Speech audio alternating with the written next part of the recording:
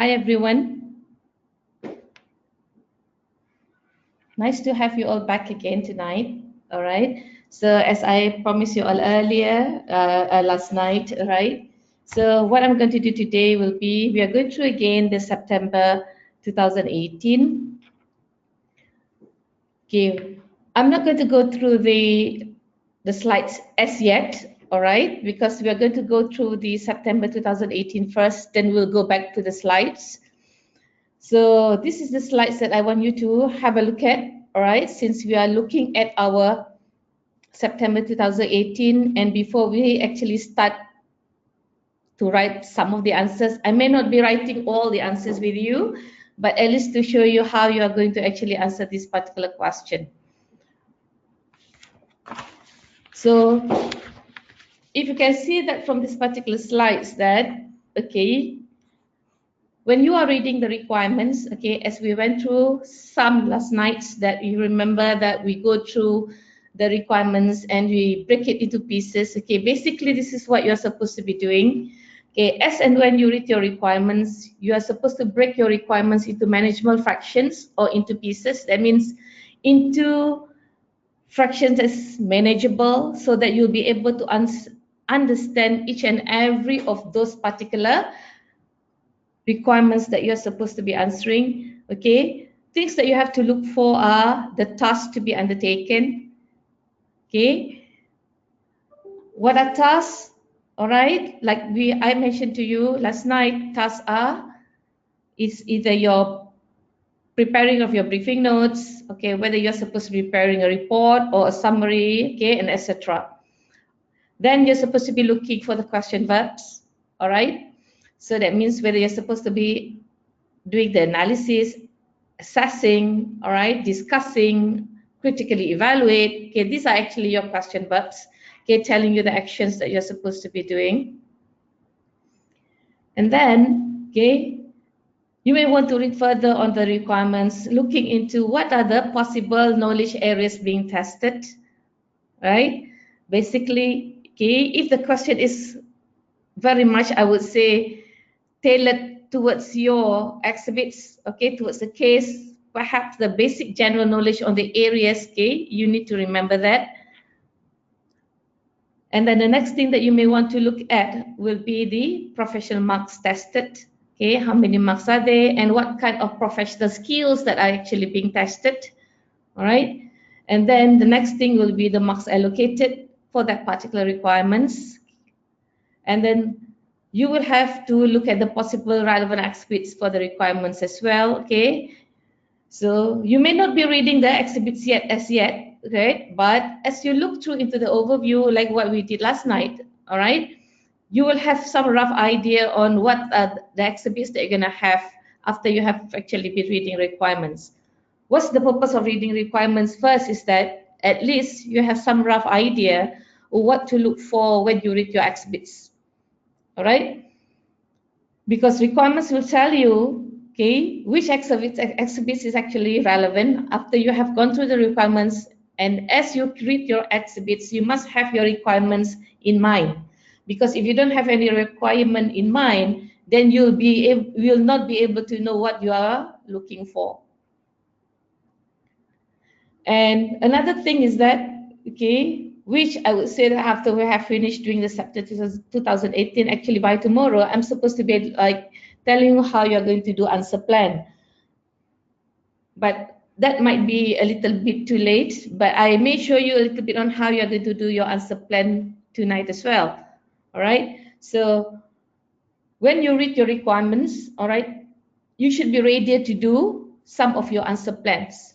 When are you going to do your answer plans? It means that once you are done with your requirements, all right, you start moving on to reading your exhibits. Okay, as you read your requirements, then and you have your requirements. Okay, as you read your exhibits and you have requirement in mind, as you know what points that you are looking for as you read the exhibits, you will know which exhibits will be relevant for which particular requirements. All right. Okay, let us look at September 2018. Right? Okay, I've done some annotation here. Okay, I hope it's clear to all of you. Okay, please, if you have any questions, okay, you may ask.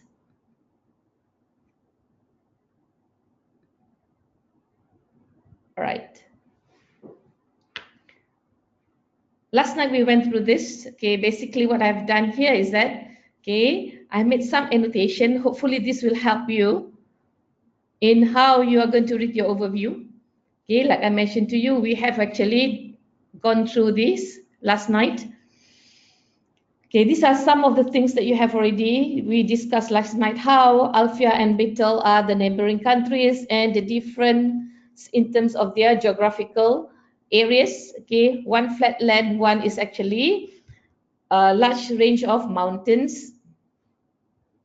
So you can imagine that the difference between a flat area and a hilly area, okay, definitely you have two different scenarios here.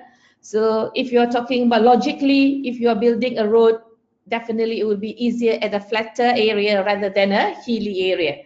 All right. So these are some of the logical sense that you must have in mind. And we did mention about the currency last night. All right, they are using the same currency, so there's no issue of currency differences. So there's no issue about exchange rate. Okay, so if you were to give any suggestion or whatever it is, this shouldn't be an issue.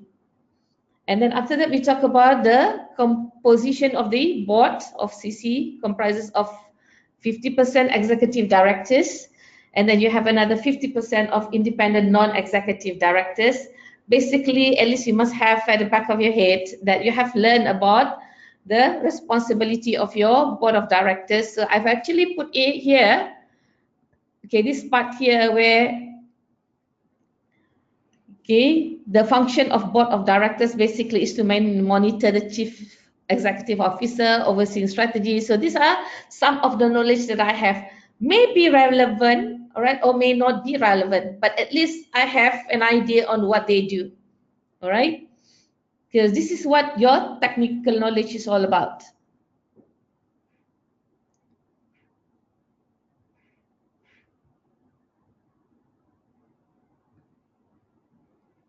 So stop me, okay? If you think that you have any questions, you may ask, okay? I'll frequently look at this particular questions that you will be posing. All right, just getting myself familiar with this all this stuff of webinar. All right, this is my first time of doing it, so trying to get a hang of it. All right, so if you have any question, by all means, please do ask. And then another one is that, all right, okay, this part where I've already covered actually last night. What does it tell you is that the nature of business. All right, at the same time, this particular section, all right, is actually telling you the CC experience in constructing roads. So basically, they have done road construction, all right, in Omegaland, and they also have done road construction as well in Alfia, all right, both flatlands. Must always remember that both are flatlands. And now they have a chance to actually send a tender for road construction projects in Betel. All right. And you bear in mind that Betel is a hilly area. So you are moving from a flat area into a hilly area. And these are basically the exhibits that's being given to you. Okay, when you look through your exhibits, all right, basically you will not know what's inside there and when are you going to use this particular exhibits and for which particular requirement, all right, until you have read the requirements. At least you have some rough idea on which exhibits is actually relevant for which one. But bear in mind, sometimes, okay, you may need to integrate the exhibits, okay, the information from the exhibits just to answer one particular requirement. So this is some of the annotations that I've actually done. All right. So I've already put here that I've circled the chief executive, which is Burton Vader. Why that I circled this is because exhibit number 6. If you notice that the exhibit number 6, there's a report of an interview with Burton Vader in Omegaland Daily newspaper. So there must be some issues, okay, that he's talking about inside that particular interview. So we might have to look inside there and see which requirements requires you to use this. And then I did also, okay, circle this senior non-executive director Alex Larson, all right, who happens to be the senior non-executive director. So I just put some note down here that independent non-executive directors have a key role in governance, all right. Their number and status should mean that their views carry significant weight. This one is just a technical knowledge. I'm not sure whether I'm going to use it or not, but at least I know who he is, all right?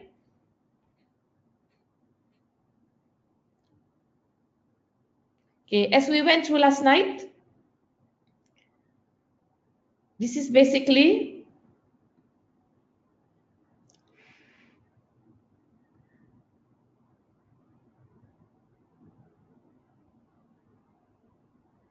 all right. Some of you are asking whether I'm going to demonstrate, all right, how am I going to solve the exam question? Yes, I'm going to solve this particular September 2018, but bear in mind I'm not going to give you like every single words and lines for the answers, and I'm going to help you to establish an answer plan and basically help you to construct a little bit of the sentences that you can actually use for you to answer this particular question. Okay, we'll go into the points that you can actually use. I'll show you some of the points that we can connect together, and the remaining points perhaps you can do it on your own. Okay, later I'm going to leave you my number. I know someone was actually asking about WhatsApp group. Perhaps someone can initiate that. All right, so I'll leave you my contact number later. So if happens that you have done something and then you want me to have a look at it, you can just send it to me via WhatsApp group. Inshallah, we'll reply it to you. All right.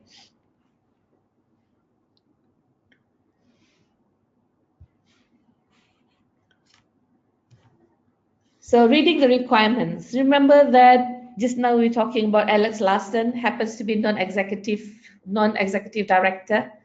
So you are now, okay, you are now Alex. That's your role. Okay. Your role now is actually becoming a senior non-executive director of CC. So like I mentioned to you earlier, okay, your role is very crucial. All right. Okay, when you look at here, this is the independent non-executive director's key role in governance. Then you have a key role in governance. That means whatever it is that you mentioned, okay, it carries a significant weight.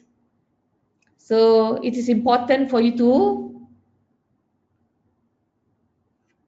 carry that particular role very well. So what are you supposed to do actually?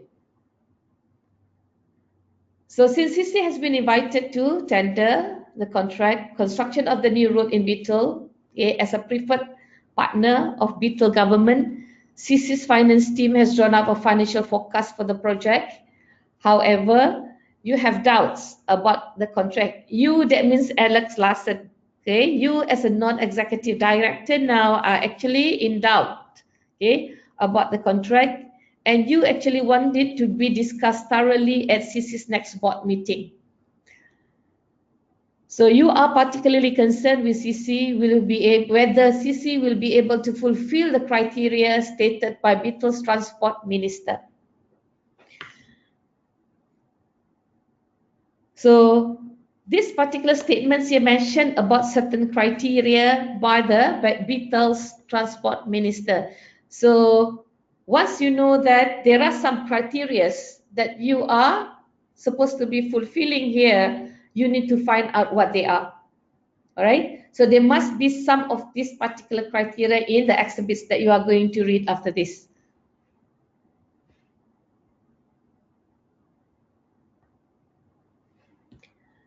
Next will be you are required to prepare a brief paper. So if you notice that I put something here, all right, a format that I must use. So this is something to remind yourself, all right. When you scribble, okay, on your requirements, make sure that you break it into important items like task. This is your task. So when it is a task, that means there must be something that you have to be doing. So here, a briefing paper, that means I must remember the format for a briefing paper, because once I start writing, right, I have to answer in the form of a briefing paper. Whom am I going to prepare it for? I'm going to prepare it for the board meeting. So definitely my audiences are board members. All right. Okay.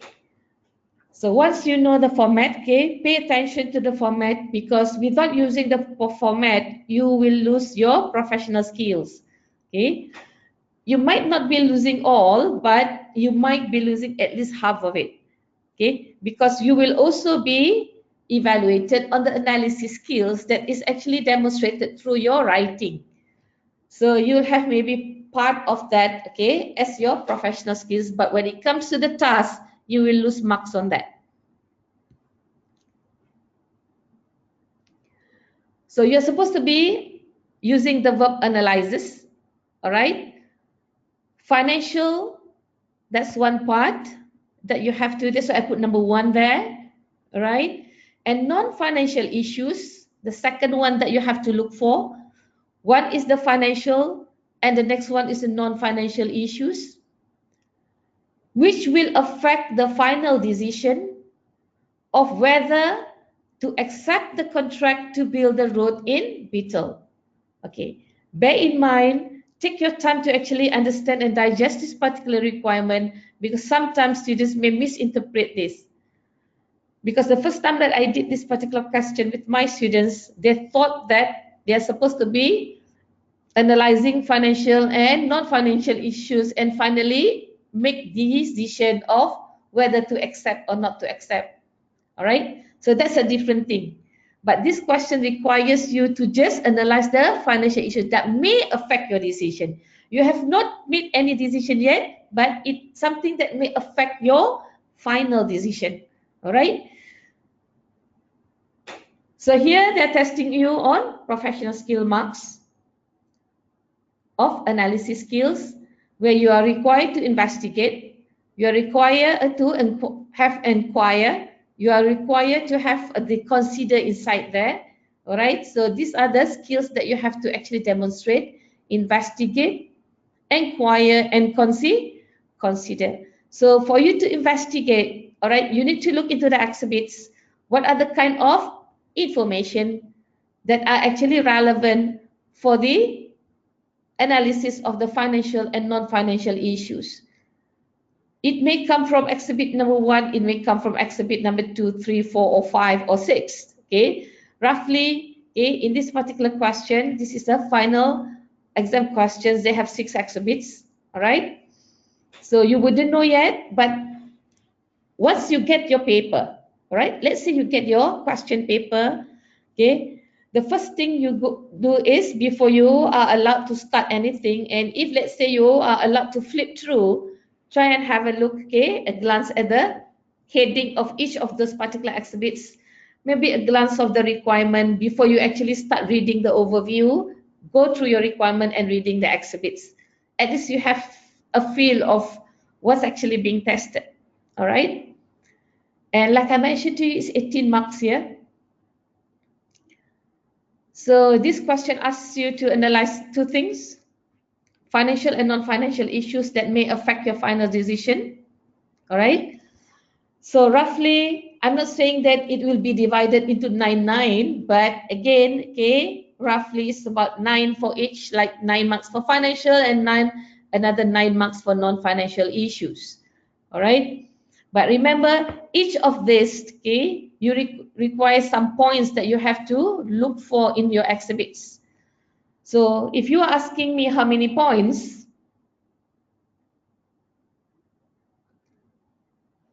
all right, if you're asking me how many points for you to actually find, well, if it's 9 marks for each, and you're supposed to be having like 1 point, roughly about 2 marks, okay? So you may have to at least look for like 4 points each, okay? But what I normally tell my student is that sometimes it's impossible for some of them to actually go for the full marks. So what I say is that as long as you are able to target 2/3 of these particular marks, all right? So that means out of that particular 18 marks, then you may want to target about 2/3 of the marks. So 2/3 of the marks can give you about like maybe 12 marks. I think if you are able to target and get a marks of 2/3 for each requirements, all right, and then 2/3 of the marks for your professional marks, eventually you will pass. Even though some of the examiners, okay, say that you should, in order just to pass, you just target 50% of the points, okay, instead of giving the full points, maybe you target 50%. But for me, I have to be a little bit prudent with my students of 2/3 because in terms of language, they're not very well versed in English, all right? So sometimes they have a hard time to actually write in English language. So perhaps some of the points might not be able to be understood by the marker, so you might lose points there. So I don't go for 50%, but I go for 2/3 at least, all right? So don't be a perfectionist. All you want is to pass, all right? If you're able to get full marks, that's a bonus. But the most important thing is 2/3 out of 18 is good enough. So instead of going for 9 marks and 9 marks, 18, perhaps you may want to go for 6 and 6, 12 marks. Okay, 12 out of 18, you'll pass already. All right, so if it's 12, so 3 points for financial, another 3 points for non-financial, that will be good enough. And remember, once you're already using the format, you already got part of the analysis skill. And once you're able to write well, then you get another part of your analysis skills for demonstrating this particular skill. And the next thing will be the second requirements that is under your B. B asks you to discuss, all right? I hope you have your verbs in front of you, okay? Because verbs is very important because it tells you on how you are going to write, what is it that you're going to have inside your answer, how you're going to write it, all right? And how you are going to actually discuss, and at the same time, you are able to gain your commercial acumen professional marks, all right? So that's why you need to know what that particular verb is actually asking you to do, because if you don't know that particular instruction, then you wouldn't know how to start writing.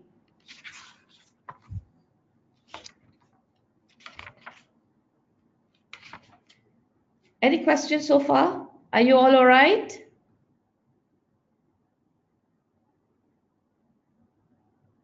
I hope you all are okay.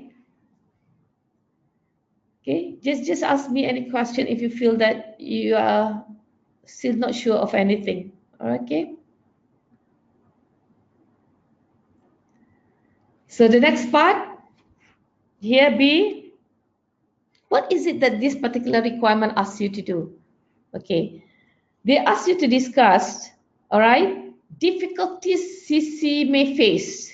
That means the challenges for CC in fulfilling the criteria stated by this Desmond Otieno, the Transport Minister of Betel. So basically here, you are supposed to be discussing, so you are supposed to be arguing about the pros and cons of these particular issues or difficulties that CC may face, all right, in fulfilling the criteria. So there must be some kind of criteria. So once you read this particular requirement, you have to start thinking, what would be the possible criteria? Where can I get it? Definitely you will have to read the exhibits, all right? And at the same time as well, if you look at the corner here, okay, I put here that you may need to apply some logical sense after you have obtained information from the exhibits, all right? So basically, you need to have some business sense here. Why? Because there are times that, okay, the way that you're going to answer this, the way that you are going to discuss these particular challenges okay, are not inside your textbook. All right. So at least you must be able to use some of your logical sense to help you in actually discussing these particular difficulties. Okay. So once you discuss the pro and cons, make sure that whatever that you put inside your answer, okay, makes sense. Because once you have some elements that doesn't make sense, so you are not going to get any marks for that. And to always remember that when you write, you're supposed to be demonstrating awareness. You're supposed to be showing the insight of this particular business, and you must use some of your judgment. All right. So basically, those are your business and logical sense. How many marks? Is 8 marks. All right. So to get a full marks, at least 4 points that you must find out, okay, to discuss about that particular difficulties.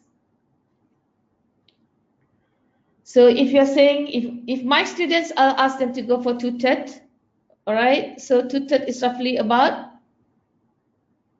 maybe 6 marks, all right? 5.3 something, so at least about 6 marks. You can target for that. So just now you have targeted, like you have 12 marks up here, all right? 12 over 18. And down here 6, so you already get 18. All right, 18 marks.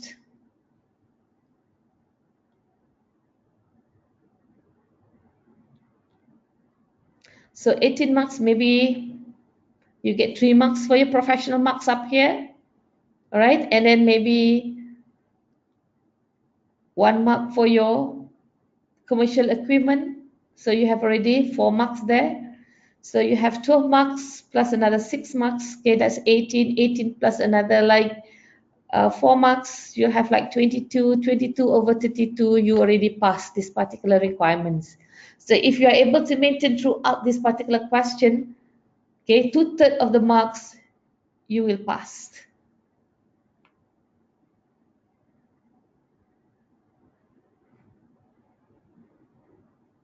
Okay, remember you have to watch your time. How much are you given? You are only given 4 hours. Okay, 4 hours is 240 minutes. So basically 240 minutes, you may want to have like 42, 1 hour for your reading and planning time, and another 3 hours actually for you to write. So basically per mark, okay, per mark is actually about 80, about 2.5 minutes for each marks. So that's quite of something. Okay, I think it's good enough for you to actually have that 2.5 minutes for you to actually get that particular 1 mark. Okay, enough time for you to write. You must remember the 100 marks, only 80 is the content, but the other 20 is actually your professional marks, which doesn't require you to write anything. All right. It's the way that you are going to write your 80 marks and the way that you are going to present your 80 marks is actually, okay, being reflected inside that additional 20 marks that you are going to get for your professional marks.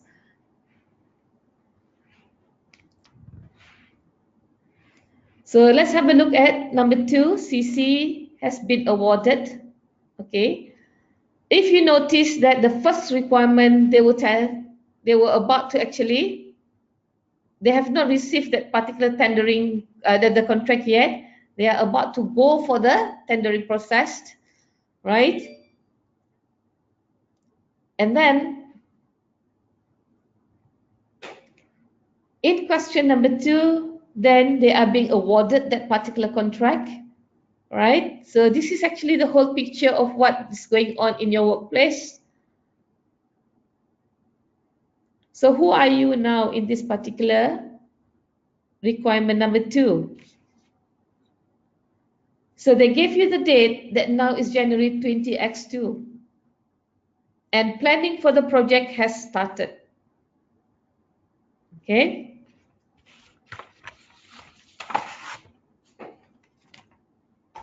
So Who are you here? So in this particular question, you have another role. The first role that you had in question number 1 was you were the non-executive director. All right? So now under number 2, you play a role of a project manager. So if you're a project manager, all right, so basically I put down here, this is actually the role of a project manager. You're supposed to be, all right,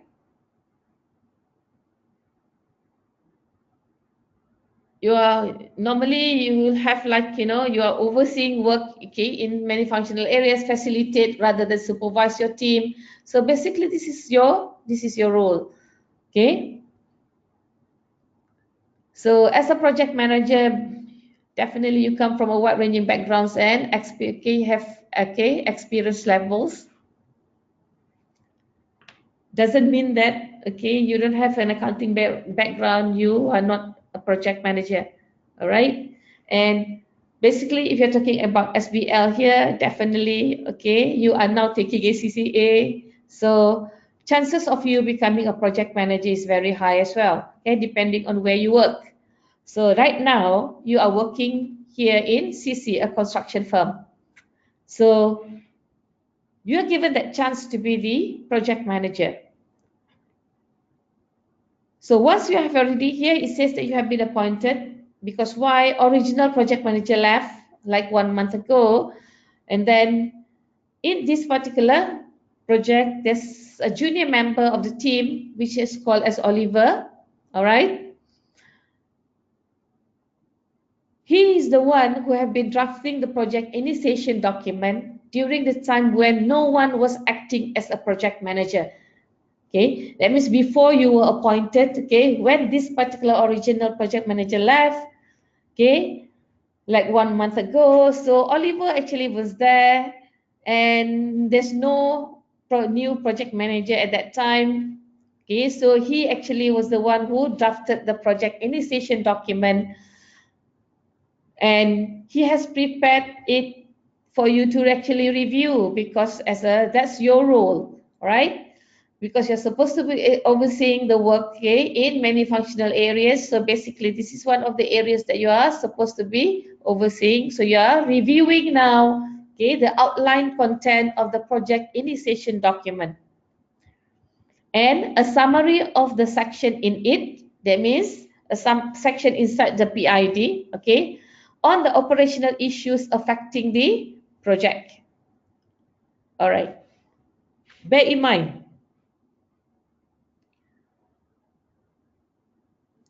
when you want to review a project initiation document, all right? So someone has already prepared it, all right? Now asking you to look at it. So as the project manager, you must have this technical knowledge of, okay, understanding and knowing what a good project initiation document looks like. What should be the content of the PID, all right? So if you don't know the content of that particular PID, then it wouldn't be easy for you to actually review the content of PID that has already been prepared by someone else. Because why? If you don't have something for you to compare it with, you don't know whether that particular PID being prepared is already good enough or not. Okay? So at least the technical knowledge that you must have here is to know the content of a PID. All right?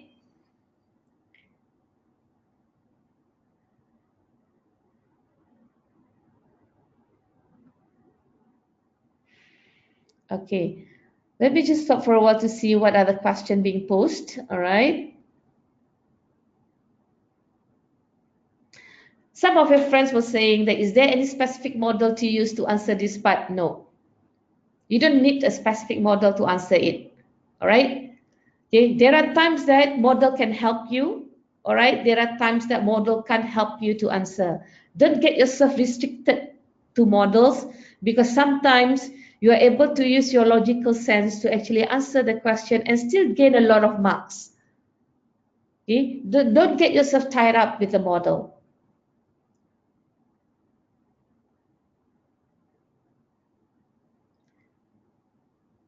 Okay, this is the question some of your friends are actually asking, how the professional skill analysis is actually different from the verb analyzers used in the requirement.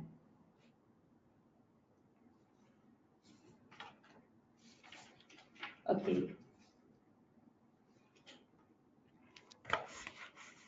The verb used in the requirement of asking you to analyze is actually asking you to break separate parts and discuss it, examine and interpret each of those parts.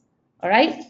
For example, just now we have the financial and non-financial issues. So you're supposed to be breaking these two parts into financial and non-financial. All right. And as you examine the financial or as you examine the non-financial, all right, you are supposed to be doing some investigation. It means as you read the exhibits later, you need to find out the evidence of the financial issues that are in place inside the exhibits and the non-financial issues. All right, and then what you are doing, once you found what are the issues, the next thing that you are going to do will be you have to actually put these particular issues together and see how it would actually affect your final decision whether to accept that particular contract or not. So once you are able to write that way, all right, as you break it into parts and you are able to analyze it separately like financial and non-financial and relates it later, okay, with all the evidence and relate it later, okay, with the how it affects your final decision in accepting the contract, that demonstrates that you are already applying that particular professional skills of analysis. I hope that answers your question. Okay. You are asking, should we read exhibits first or requirements? Requirement first. Why is it important for you to read the requirement first? Is that, okay, at least when you read requirements, you know what to look for when you read your exhibits. At least when you read the exhibits, okay, you will be doing an active reading. What active reading means is that you are not going to read your exhibit so many times until you waste your time. So once you have requirement in mind, that means requirements tell you what to look for. Okay, so once you read your exhibits, okay, as you read, at least with the requirement in mind, you have active reading and you know what to look for. Okay.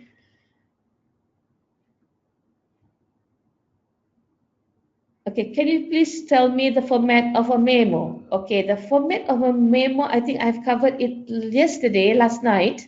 All right. Okay, I hope you can refer this to the yesterday's slides. There's a format of a memo inside there. Okay. All right, let's go back to number 2 here.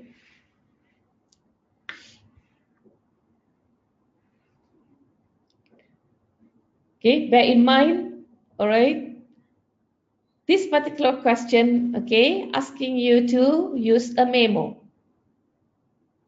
Usually a memo will have a to and from and then basically what it is all about, all right? So it's a simple kind of thing, all right? It wouldn't be as elaborate as a report.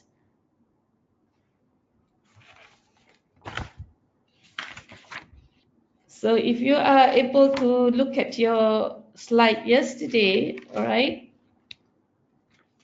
there is a sample of a memo there, if I'm not mistaken.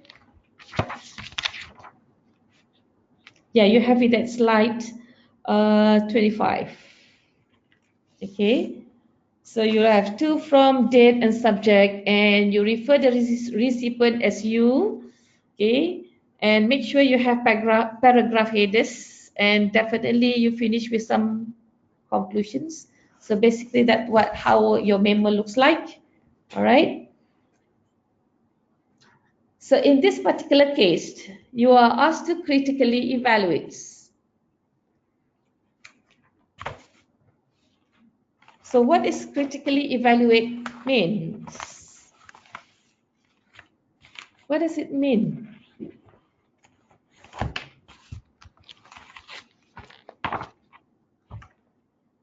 What is it that you are going to evaluate here? You are going to evaluate the outline of the content, all right? And the summary of operational issues inside your PID, which has been prepared.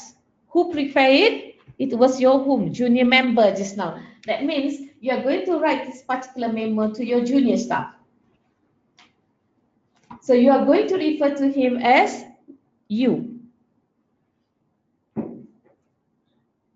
So your tone of writing should be a tone of writing that actually motivating kind of tone of writing, telling him that, all right, in order to have a good PID, what is it that you're supposed to, what is it that he already has inside there, and what is it that he need to improve, all right? So basically, you need to critically evaluate the outline first of the content and summary of the operational issues, which he has prepared. Make sure you use subtle words, okay? Don't use harsh words, okay? You have to be polite as well even if you are preparing a memo to your junior staff, okay? You are now at a workplace, okay? And then after that, you're supposed to be recommending improvements. So in order for you to recommend improvements, okay, you need to know what's lacking inside that particular PID that he has prepared, okay? And then you already know what a good PID looks like, then it will be easier for you to actually recommend for improvement.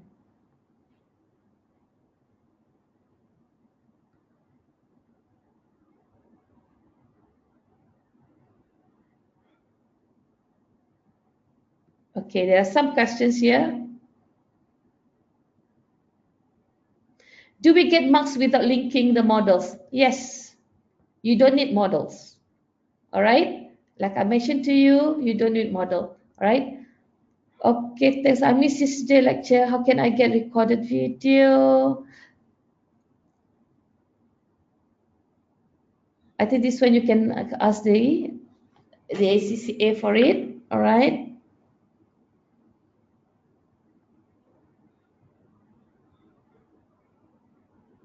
Okay. One way to solve, okay, you are asking on how to, okay, sometimes you are not able to match the exact exhibit with requirements, okay, how you're going to solve this, okay. Perhaps after reading the requirement first and understanding that particular question, okay, what is required, okay, as you read the exhibits, you will be able to actually know which exhibit is actually relevant to which, all right. And this requires some practice because answering only one particular question doesn't help, all right? So basically, if you are able to actually practice on many questions, that would actually help you, okay, how you are going to handle your requirements and your exhibits. And if you ask me, what my students do is that, okay, I make sure that they have practice kit from BPP and they also have practice kit from Kaplan. I make sure that they go through both of that particular mock exam questions from both of those particular kit, all right, for them to actually practice. And once they are familiar with the subject matter, that means the technical knowledge, all right, only then that I ask them to answer that particular question under exam condition, okay. Practice helps a lot, all right.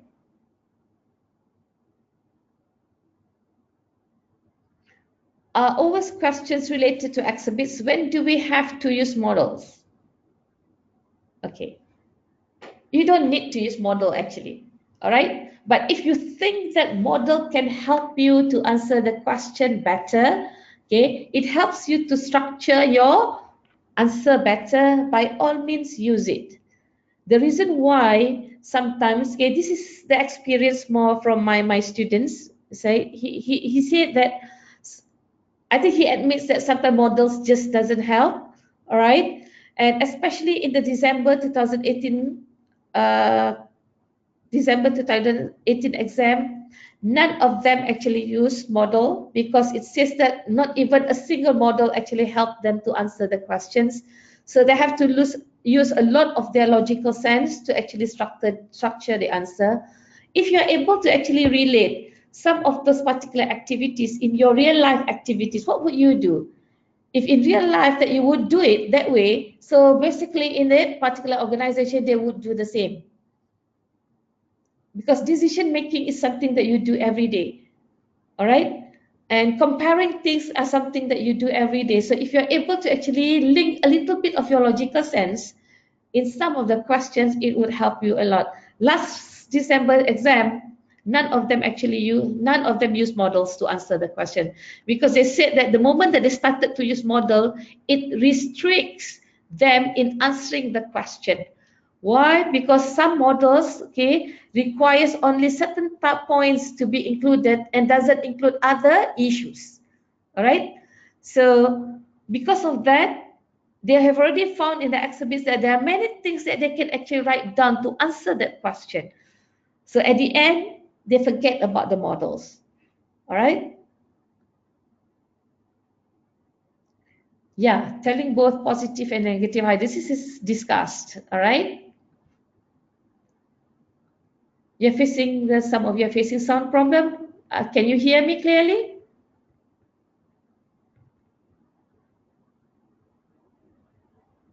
I hope you can hear me clearly. All right.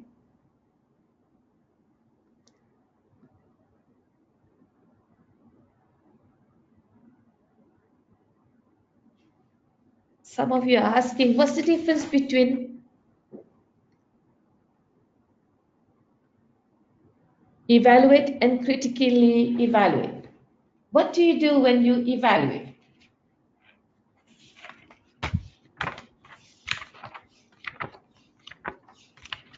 What do you do when you critically evaluate?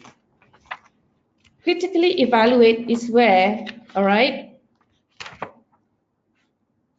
you are going to look at the problems of that particular outline that he or she has been preparing. In this case, Oliver has prepared. Okay, so critically evaluate is that you have to evaluate in detail on what's the problem, okay, in that particular PID that he has been preparing. So you have to actually look at it clearly and why, okay, that particular area that he has been prepared is not correct, and you are supposed to be talking about, okay, what's the problem that may arise, okay, if he did not put it in. All right. So you have to go further in detail in critically evaluate.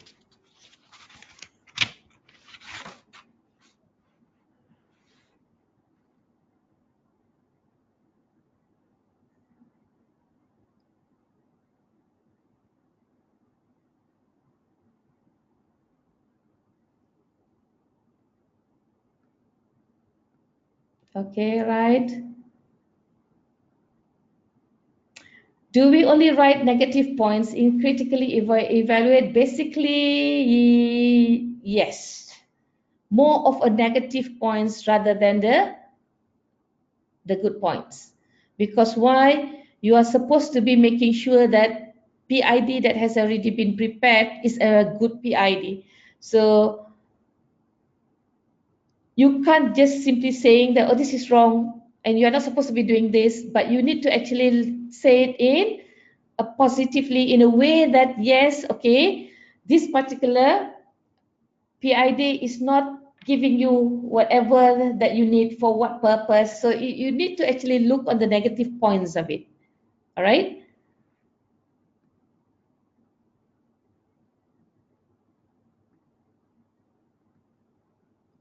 Should we highlight issues first, then consequences that they may have, and finally make recommendation to complete answering the question?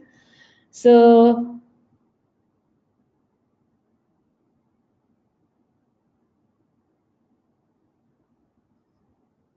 if you are referring this, okay, which one are you referring this to?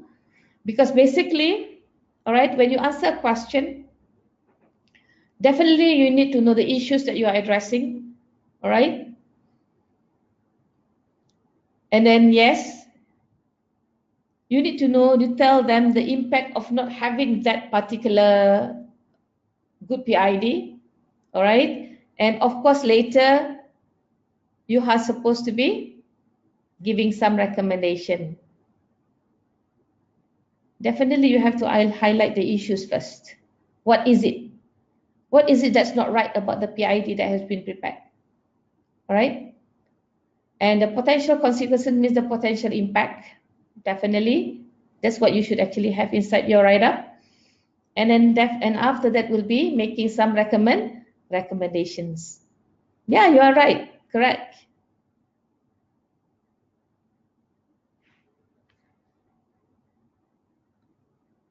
Okay, so let's continue.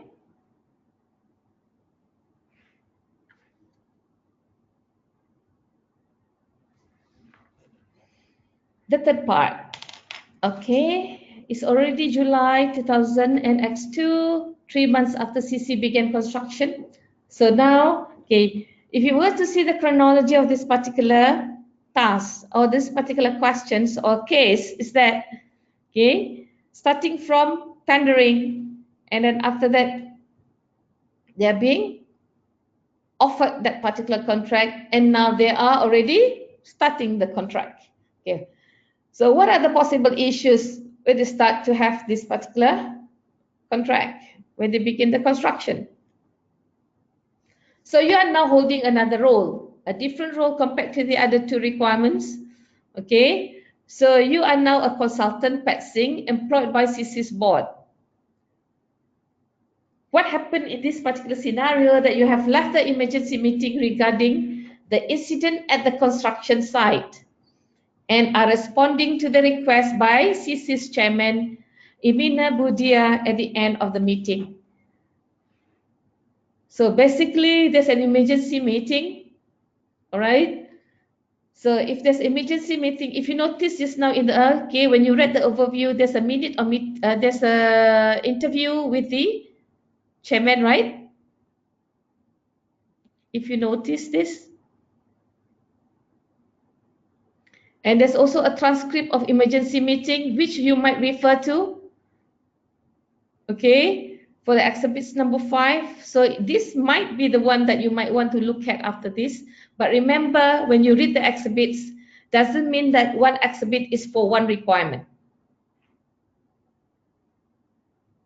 Okay, when I say requirement, okay, you have 4 requirements in this question, 1, 2, 3, and 4, but they have also got sub requirements there, right?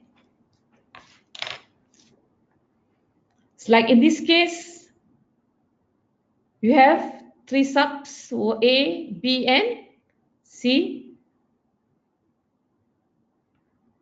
So you are supposed to be preparing a confidential memo.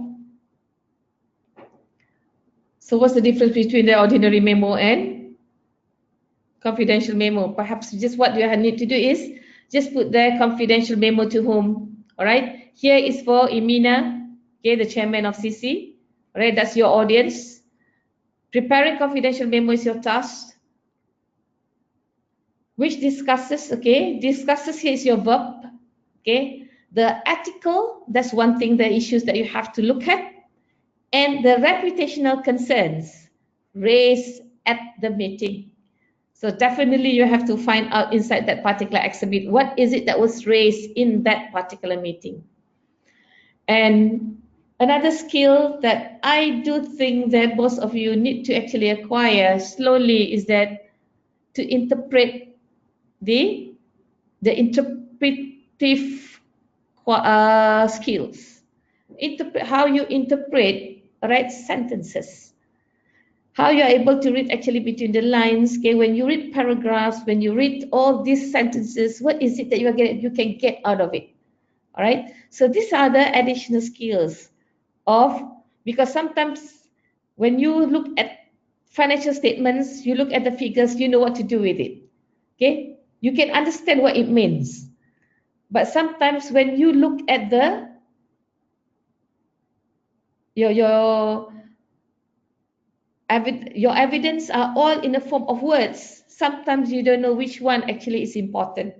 Okay, so that's the reason why when you read, you really need to read it not that slow. What I mean is you need to read it with your requirement in mind, so that you'll be able to have active reading, and slowly when you read at those particular sentences, you are able to actually analyze it and interpret it accordingly. All right.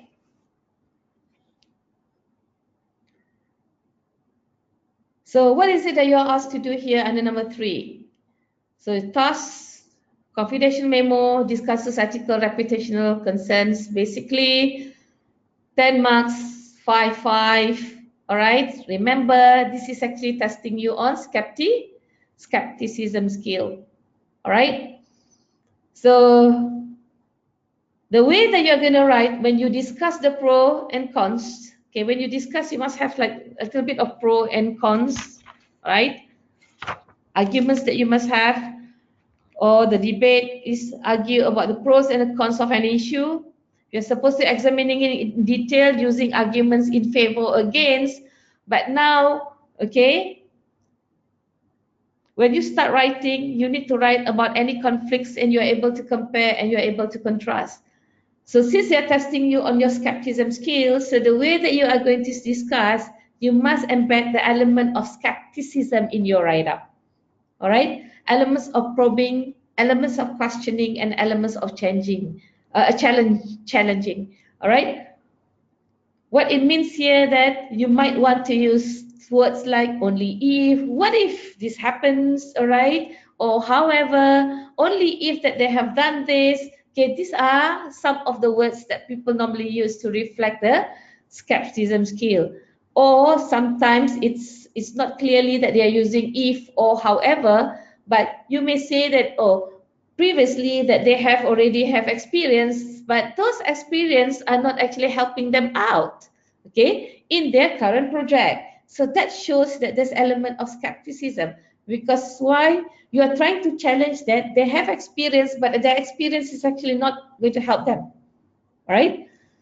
So the way that you are going to discuss, okay, in terms of writing about any conflicts, compare or contrast, should have the element of probing, questioning, and challenging. Okay.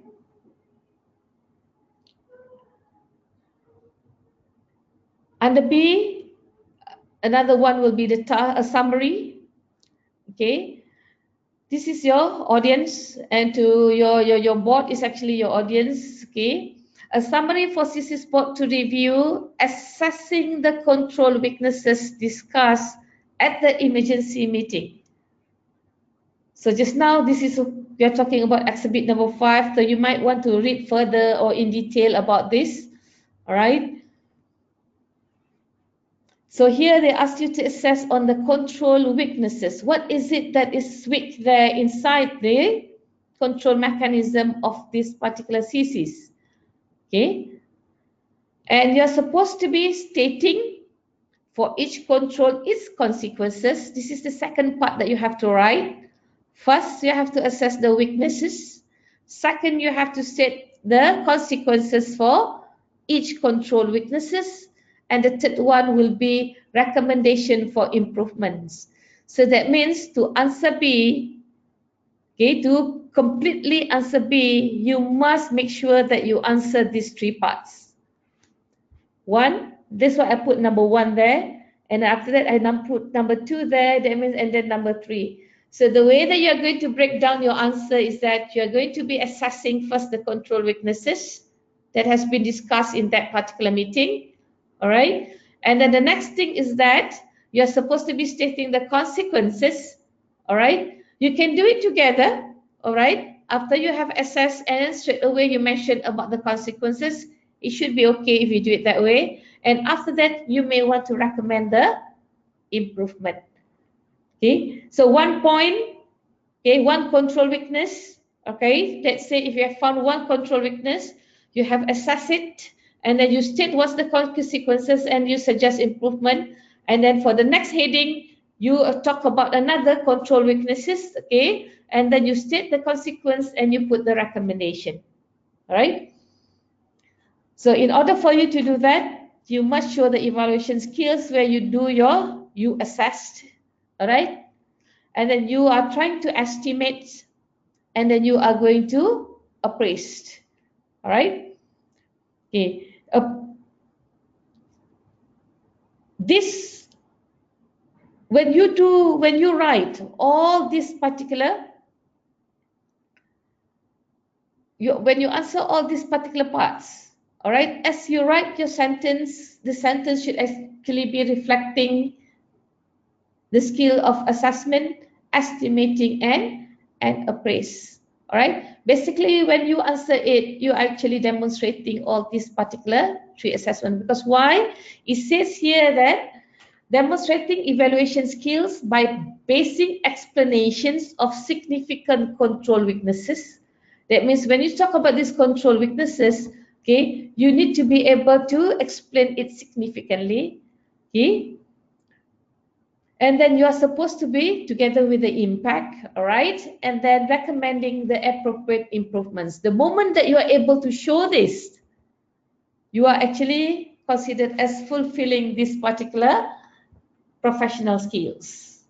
So you'll have a high chance of getting four marks. But I always tell my students that I never want to give them full marks. I always keep some marks with me. So if they want to claim the marks, they have to come to me and ask for that additional marks. But nobody comes and asks for that additional marks. I think they know why they don't deserve it. Okay. So let's look into some other question. I think I will answer the question. Let me finish this number 3 first, then I'll go to the answer your questions. All right.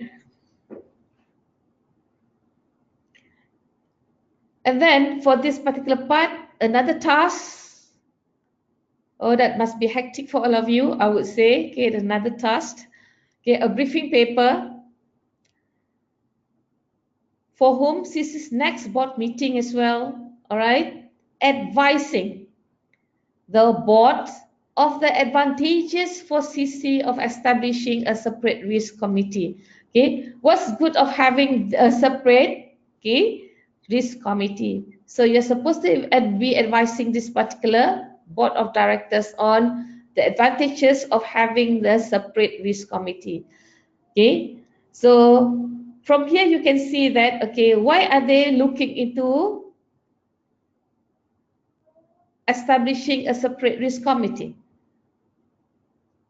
You must have in mind that most likely they are not having a separate committee at the moment. All right, so there might be some possible problem that they face that they want to actually now have a separate committee. So when you have that particular requirement in mind, so when you read into your exhibits, you'll be able to know what you are looking for. All right.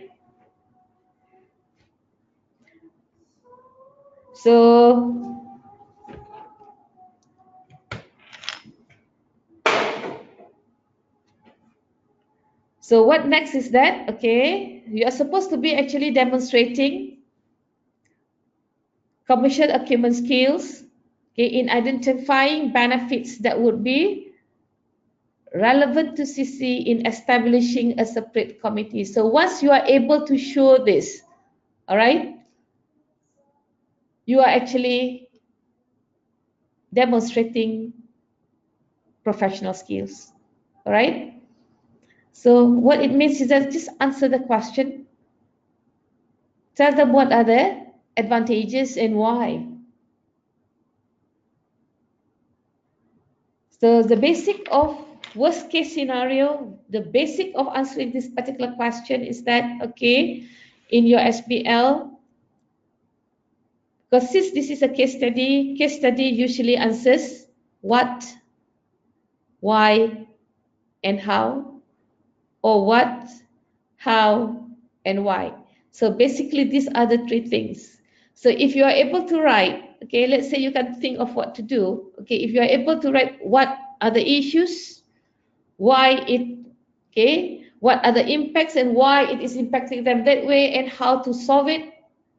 Okay, if it's required, the how usually comes in if it's requested, all right, by the requirements like recommendations. So usually you need to actually tell them how you are recommending something, all right. So as long as you know what the why, that actually is good enough for you to actually pass. Okay.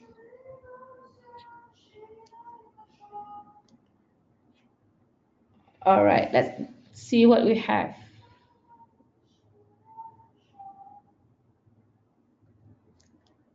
Would we be writing, we would be writing about how it could enhance in the PID.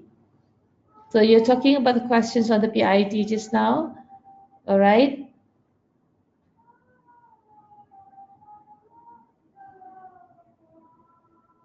Okay, when it comes to this particular PID,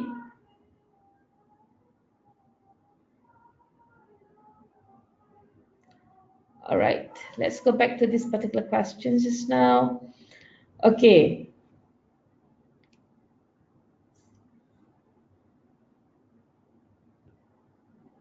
In this particular question, you're supposed to be, okay, critically evaluates the outline content, all right? That means you're going to look into what is missing inside that particular content. What is it that is, okay, lacking inside that particular outline content of your PID, all right? And then same goes to the summary sections that you have inside that particular, okay, PID. There's a section or summary of operational issues, okay? What is it lacking there? And the next thing that you must actually do is to recommend some improvement, okay?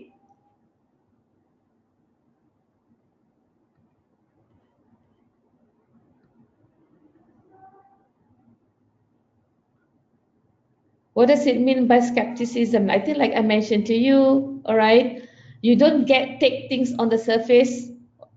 Sometimes things may look good, but you need to challenge, all right? If let's say someone has experience doing it, but you need to look at whether that particular experience really would help them or not. So you need to challenge it, okay? You need to make, like I mentioned to you just now, all right? Previously, okay, they have experience in building roads, okay, constructing roads in Alfia, right? A flat land. Okay, they have the experience in building roads at a neighboring country. So Beetle is another neighboring country. So would they actually be successful as well there? So you need to question it.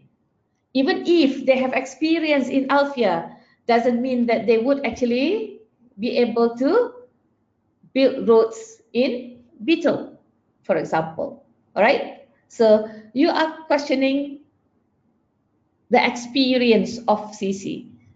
Okay, even though they have experience, but now you are questioning whether that experience is enough or not for them to actually take up that construction project in Beetle.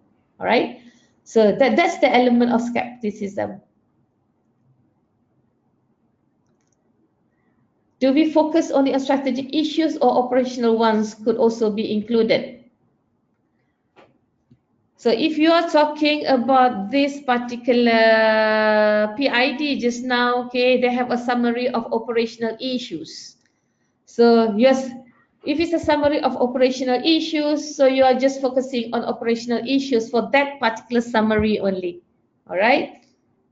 Make sure you answer the requirements. So that's what is required. What is a confidential memo, or is it different from a memo? It's the same memo. It's just that perhaps we can write a heading that is confidential. That's the only difference. And you're only sending it to that particular person, and you're not sending it to someone else. All right.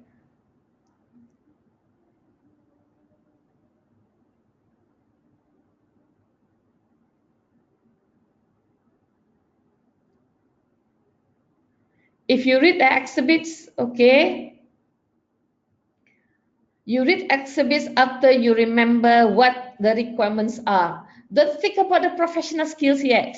Only when you start writing, doing your answer plan, that you may want to think about your professional skills. All right? Okay. Because when you read your exhibits, you are asking me whether to read exhibits after remembering the professional skills. No, you read the exhibits after you have already have the requirement in mind. All right?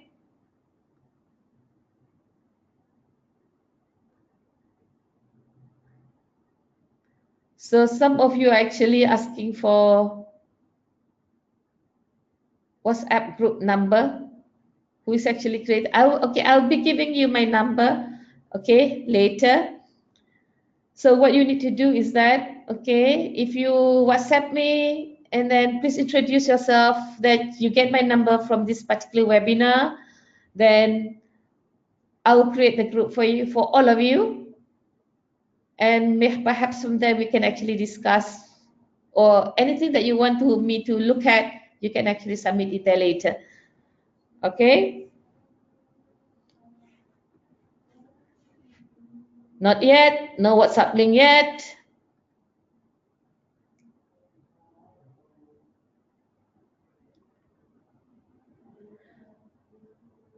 Okay, some of you need a draft answers to these particular questions. Okay, once I've actually done this with you, this one I'm just going through with you and how you're going to prepare the answer plan. All right. So if you need all these particular draft answers, okay, it's good that if you have, we can actually create that particular group so that I can actually upload it there.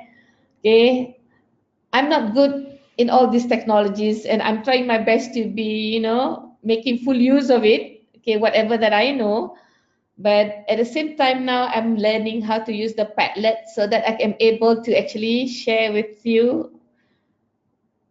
I am not born in the era of technology, so we are way behind this particular technology. But I just have to get used to it because in teaching, I think I just need to know how to use the computer. All right.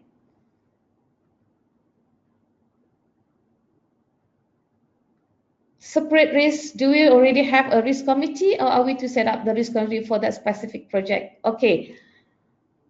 Since you have not read the requirement, maybe some of you have read the exhibits. All right. At the moment, okay, this particular CC do not have any separate risk committee yet. Okay, that's what we got from the exhibits. Okay. We'll be reading it together, okay, because I have been going through this particular question many times with many kind of students. So I remember that they don't have a separate committee yet, and now they want to have it. All right.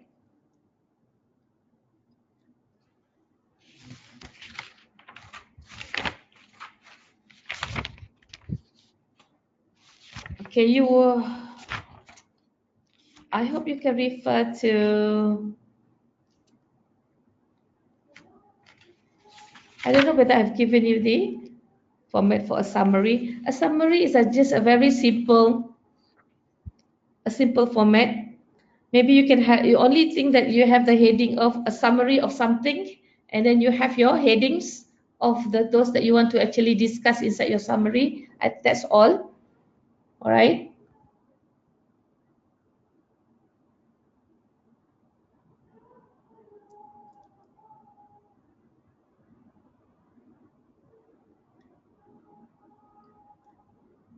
Somebody wants me to discuss on the IT areas. Okay, on IT area in details.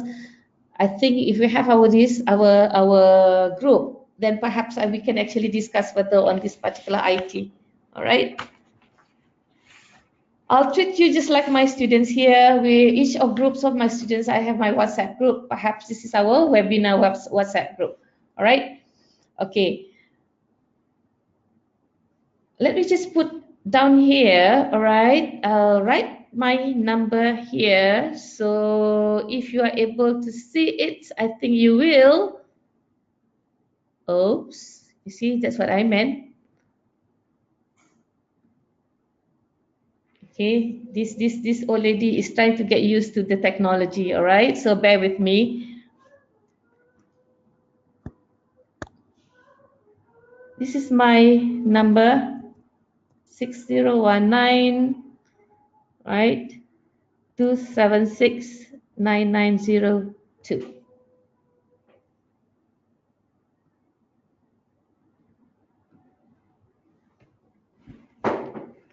Okay, you all got that?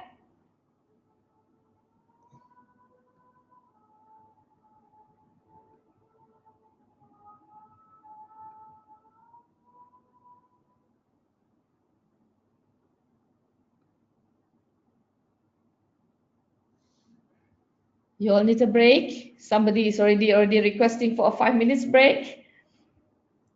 Exhausted.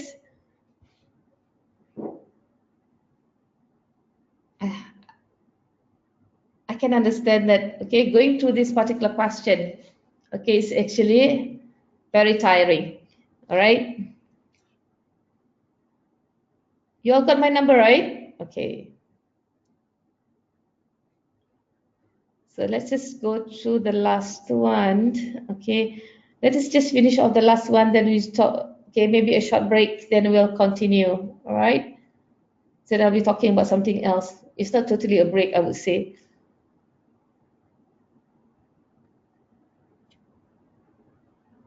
All right, this final part actually requires you, okay, this is your role, basically still the same role as question number 3. You, Pat Singh, a consultant employed by CC's board, okay, Burton Vader, CC's chief executive, has asked you to help him to prepare for the next board meeting, which will discuss investment in big data analytics. All right. Okay. Basically, they want you to actually discuss on this.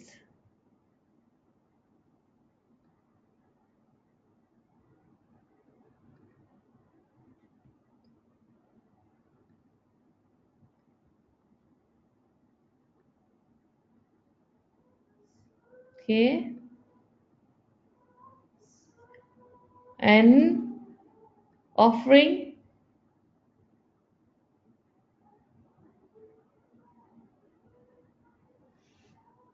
Okay, 2 things that he actually wants you to help him prepare for the next board meeting. All right. One is 2 presentation slides together with accompanying notes. Okay. For the chief executive to present. So remember when you actually put down your discussions, okay, on the benefits and costs investing in big data analytics. Remember, you are preparing these particular 2 slides and accompanying for your chief executive to present. You are not going to present it. The chief executive is going to present it, but you are preparing it for him. All right. So what you must have inside these particular 2 slides is that, okay, the benefits and costs to CC. Remember, you only have 2 slides. Investing in big data analytics, perhaps the first slide you're going to have benefits and cost. Okay, so in the slides it's going to be just bullet points that you, okay, elements that you are going to discuss, and then after that first slides, then you will be having your accompanying notes. Okay, then after you have the accompanying notes for your slide number 1, you follow through with your slides number 2, and then you have the accompanying notes for slide number 2. Okay. Slides number 1 talks about benefits and costs just now, discusses benefits and costs, whereas slides number 2 evaluates possible opportunity to undertake long-term infrastructure management of the roads in these particular 3 countries. Okay, remember Omeglen, Alfia, and Beetle. All right. Okay, your first slides should have benefits and costs and elements of benefits that you want to discuss inside there, and element of cost that you want to discuss inside there. Right? Remember, this is only 8 marks. Okay. So basically the two slides, the two elements, discussers will have 4 marks and the evaluates will have another 4 marks. All right. So evaluates will be the possible opportunity. You're supposed to evaluating the possible opportunity of undertaking this particular long-term infrastructure management of roads. So what your points that you are going to have in your slides number 2, your bullet points there, should also be the heading that you are going to have in your accompanying notes. It should be the same thing. All right. Let's say we are talking about benefits of investing in data analytics. Okay. So CC will be able to actually maybe help improve traffic, okay,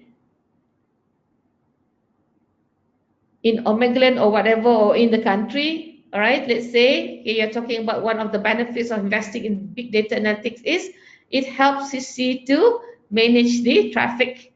All right, so then make sure in your accompanying notes you are actually explaining about the one that you mentioned just now, okay, managing the traffic. What is it that you want to explain about managing the traffic there? Right, so make sure it tallies whatever you have in the bullet points in slides is actually the one that you are going to have inside your accompanying notes. All right.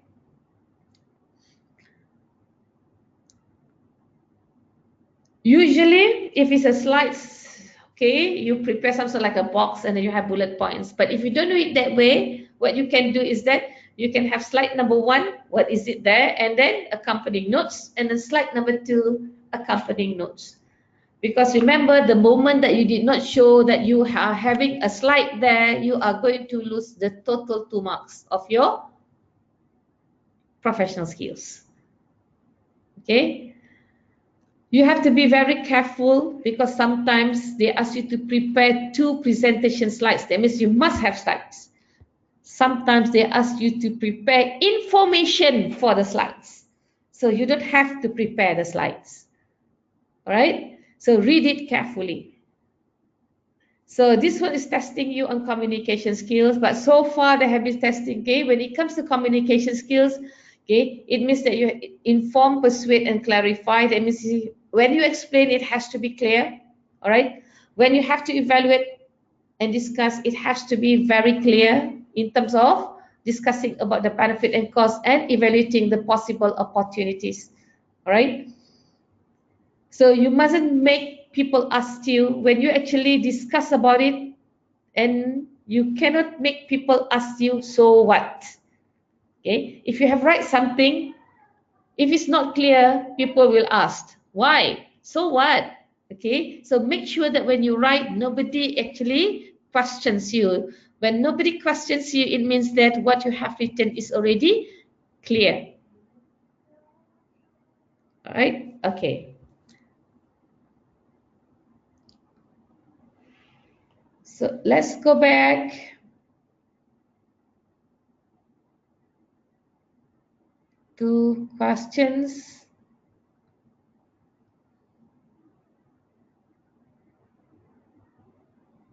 Do we have to write accompanying notes in paragraphs by explaining the points in the slide? Yes.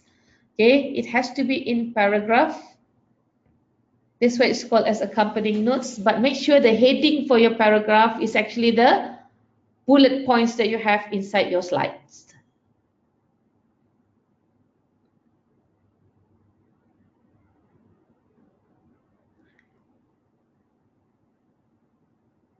In exam, how to prepare your slides? Like I mentioned to you, okay, in the exam, it's either you prepare a box and you have like bullet points inside there. Just draw a box, okay, just like a slide, you draw a box and you have your bullet points inside there, just like a real slide would look like, okay? Whether it has the 2 sides, okay, or it is a single slide, it's up to you. Okay, as long as you are able to present it. All right, okay.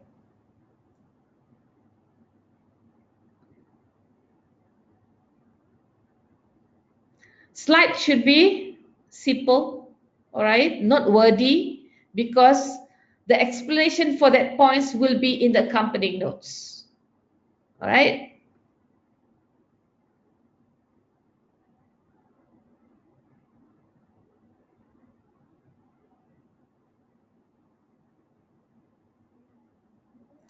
What will be the format for presenting information for the slides? Is it just like notes?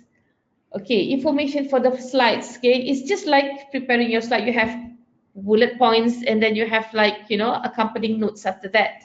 But it wouldn't be like slide 1, slide 2. So you don't, the only difference is that you don't put the slides and you don't put the box, all right, that represents your slides.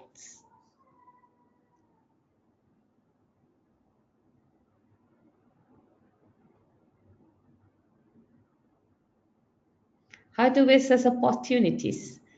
Okay. If you still remember, all right, when you read the overview, the core business of CC is actually what? It's maintaining the road, isn't it? Okay, managing the, let's have a look at this particular.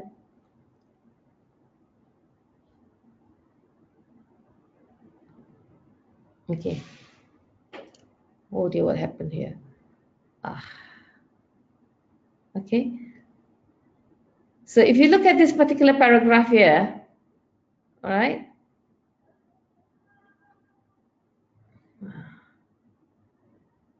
core business is provide support services and then upgrading of electricity networks, road renewal, and maintenance.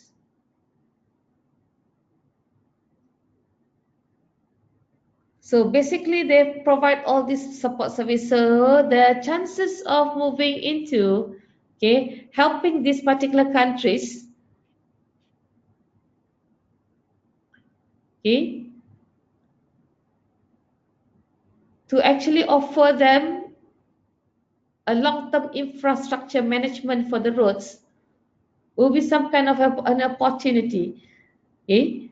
If you can still remember, all right, they are the one who built up the roads in Omeglin, okay, Alfia and Beetle. So basically what they can do is, if you're talking about infrastructure management for the roads, what do you understand by infrastructure management of the roads? All right. If let's say, all right, along the road, okay, if there's accidents, okay, taking place, okay, they are the one who actually can help to resolve that issues. So they have services for that. So basically, in managing that particular infrastructure, they are the one who's going to offer that particular service. They want to have that opportunity, okay. Why? Because currently they are doing the construction, okay, and what they can do is that they may want to actually provide some additional support for these particular countries in managing their roads. So if let's say there's traffic jam, things like that in those roads, okay, they are able to tell the people who use the roads that to use alternative roads, things like that. So these are something that actually can help, okay.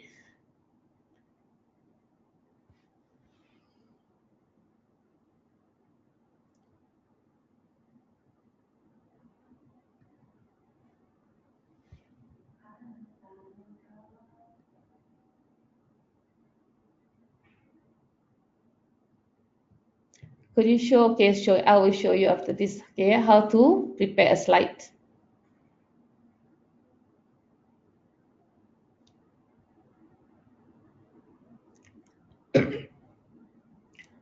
In the slide, it should be your points, right? In the accompanying notes, okay, that's your detailed explanation about your points that you have in your slide.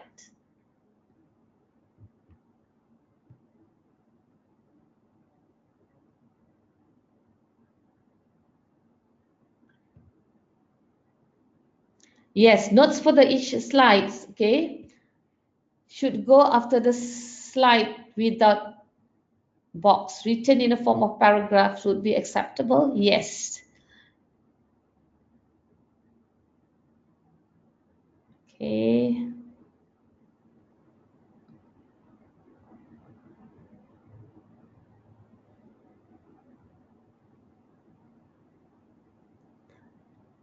What wording we are using when we are in different room? What do you mean by what wording? Are you talking about the let me see, let me gauge what you are trying to ask here. Mm.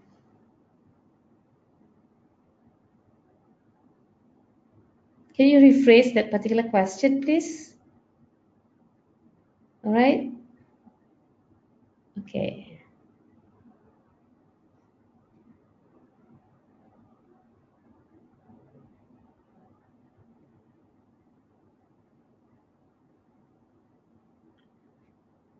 All right. Now it's time for us to look at this particular exhibits. Okay.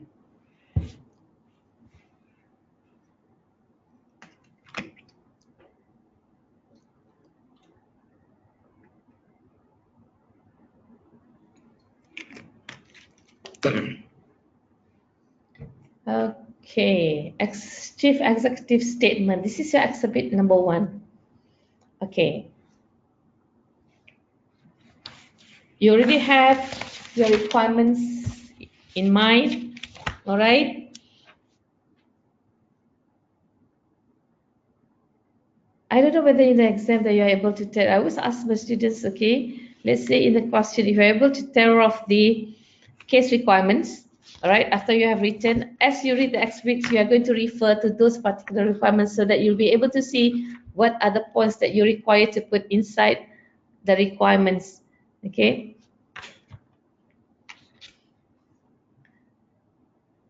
So basically, this much is a chief executive statement.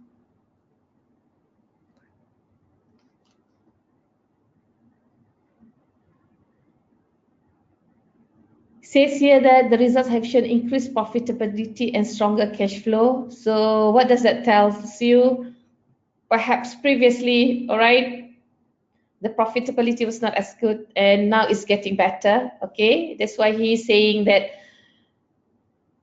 CC's results have shown increased profitability and stronger cash flows. Okay. Now he's also talking about quality and value of the newer projects have been enhanced by a more focused approach to tendering. So they have avoided speculative projects and they have concentrated on larger projects with high margins and advantageous contract terms. So they believe that these projects, which can unlock new opportunities for CC. Okay, if you still remember that you're asking about the opportunities, one of those opportunities that you have was in the last question, isn't it? All right. Okay, because why are they able to unlock new opportunities? Because of the experience that they have in doing construction. And what kind of construction? Road construction. So basically they have experience in road construction. It will be an opportunity for them to embark into a related business, all right, that is related to road infrastructure, management of roads. So as a result, I'm delighted to announce the first increase in dividends for 3 years. So what happened then previously? So the dividends may not have been increased for the last 3 years, isn't it? It says here the first increase in dividends for the 3 years. So the second paragraph talks about the results reflect the successful completion of the ring road. All right. The 10 million earnings from this and CC's biggest ever construction project have shown CC's ability to expand the scope and size of the project which it undertakes.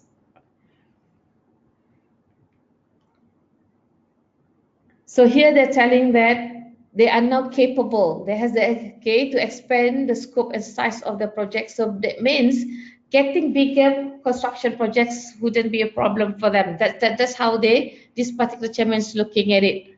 All right. Here they're talking about CC stakeholder first program.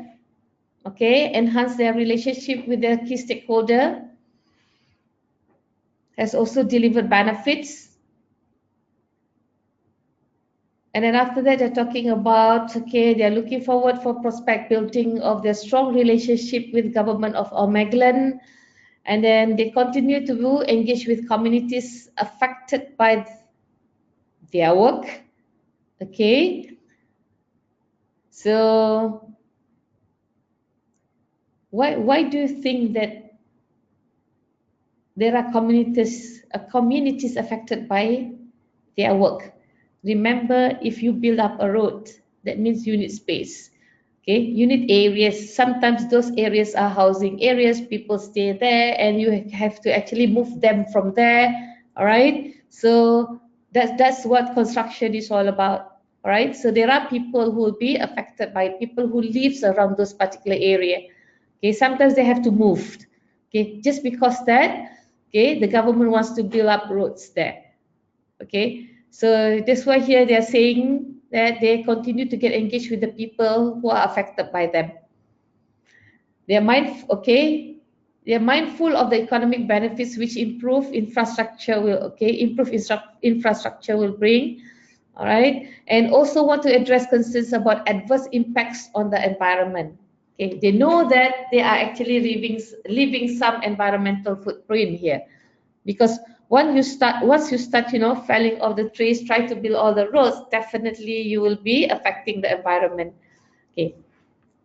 So what they are looking forward is that, okay, the development over next 2 years of the Site Smart initiative. Remember, it's the next development over the next 2 years. Okay, it's not now, it's 2 years.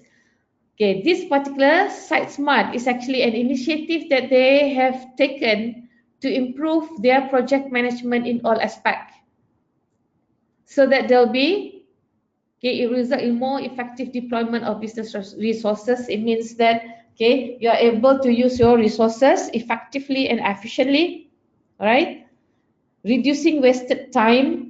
So that means they're telling you that now, okay, there are time that are being wasted, and there are resources that are not effectively deployed. Okay, and then enhancing our competitiveness by reducing project lead times. That means now they are telling you that this one is the next 2 years. They want to improve all this, but now they are telling you that they do still have the project lead times. Okay, so we also see the effective use of big data as an important goal. Okay, remember the last question mentioned about the big data. All right, so you need to know further information about what big data is. So we shall be looking to upgrade our system to take full advantage of it. That means, if you still remember, this is actually related to your last question as well. So they are trying to upgrade their system by taking advantage of a big data. So here they are saying that I'm delighted also to report that our operation in Althea are showing a profit for the first time in 4 years. So what happened for the last 3 years? They have been making losses. So what does that indicate? Would there be a possible same issue that will be happening in Beetle? Possibly. All right. That's why you see that I put here can lead to financial, non-financial issues. Okay. These are the points which you can actually use to answer your requirement number 1A. Okay, that's what your requirement number 1A, isn't it? They ask you to analyze the financial and non-financial issues which will affect the financial decision of whether to accept the contract to build a road in Beetle. So you basically will have some that you can actually use to actually answer this particular question here. And these exhibits also have the extracts from risk report section of annual report.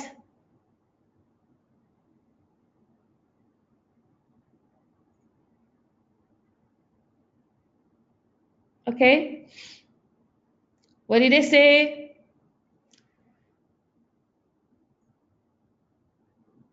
The board formally reviews major risks as a regular part of its agenda and has ultimate responsibility for risk management. Okay, so now the risk management is actually the responsibility of the board. Okay, they did not mention about they have a separate one. Okay, that means currently it's not separated because the board members are actually responsible for risk management. And that's why you see that in one of the requirements, they were asking about, okay, having a separate risk committee, the advantages of having a separate risk committee. And then here, audit committee, okay, these are the tasks of the audit committee, basically. And they're talking about all members have accountancy and finance qualifications, lack of diversity, all right. So they meet every 3 months. Okay, it reports to the board on significant issues considered in relation to financial statements and on its assessment of the external audit process. So basically, this is what the audit committee is responsible with. Okay, they are also responsible in promoting sound risk management and internal control system. The committee is assisted, okay, in its work by a risk manager and health safety manager.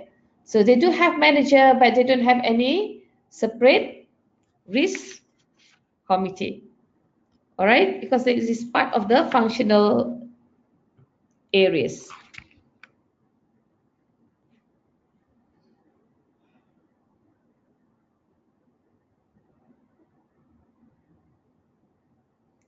So here are some of the specific risks that they have already identified. All right, you have health and safety, tendering, all right, project delivery, environment, financial, business integrity, and reputation. So when you read these particular exhibits, there are some of the points that you have here that can actually help you to answer on the non-financial issues. All right.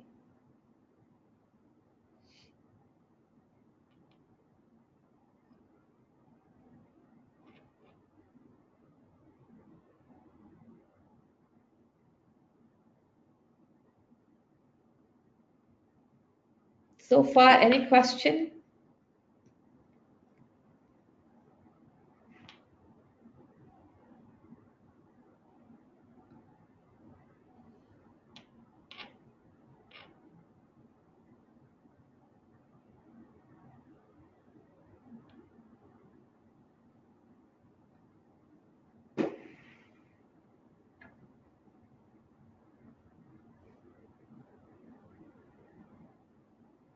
Okay, you're asking about the role just now. Okay, let's say you're having a different role. Sometimes you're a consultant, sometimes you are an AD. So how will we write the answer according to the roles and audience? Okay, so because sometimes you'll be writing to your superior, okay, the one above you. Sometimes you'll be writing to your peers. Sometimes you'll be writing to your subordinates. Basically, it's just a subtle tone, okay. And when it comes to writing to board of directors, remember you need to maintain the way of writing and at a strategic level, whereby you don't have to actually be too detailed or too skimpy. It's moderate as long as they are able to understand. Remember, when you write to, okay, having this particular role, you must remember your audience. Okay, audience at a strategic level, they wouldn't want to read too detailed as long as they are able to understand and able to actually uh, use the information that you are giving them. That's already good enough. All right, because if you are talking about, okay, you are writing to those below you, okay, your subordinates, giving them instruction like the one that like Oliver. So that's where you may need to actually write slightly detailed, because he's in the process of learning how to do a good PID. So the way that you're going to write to him and tell him how to do it will be slightly in detail, more of the operational way of writing. All right.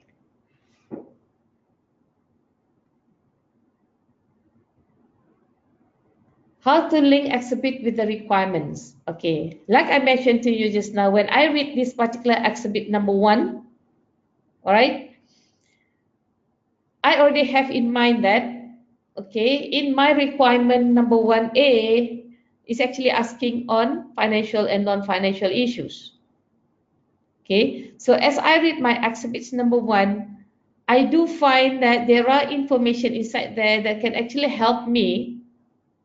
All right, see, let's refer here. That can actually help me to answer on those particular matters. So I put here there, okay, if you notice, can lead to financial, non-financial issues, right? Why? Because if you don't use your resources wisely, definitely it's going to be affecting your financial issues as well, all right? Why? Because you tend to, like here they did mention that the experience of not effectively, okay, deploy their business resources. So that means they have not really used these particular resources effectively. So if you don't use your resources effectively, they're bound to be some wastage. All right. So wastage means what? Wastage means money. So you have to incur more costs. So here, this particular exhibit number 1 is actually helping me to answer my requirement number 1A. Okay. So I will annotate and I will put it down there, so I know that, okay, when I start writing after this, okay, I will take these points for me to write my answers.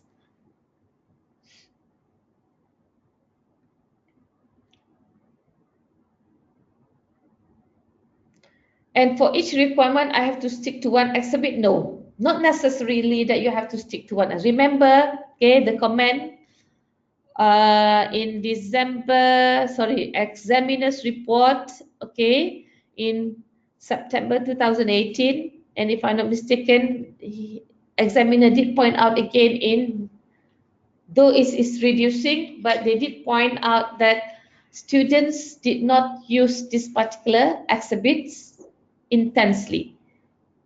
That means you tend to restrict yourself to use only one exhibits, but sometimes your answers can be tied up together from one exhibits to another exhibits.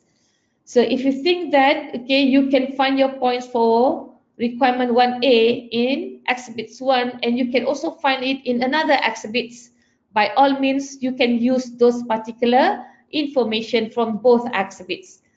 Okay, here I'm talking about exhibit number 1. All right, I have my information for my requirement 1A. Okay, let me show you that. Okay, this is exhibit number 2.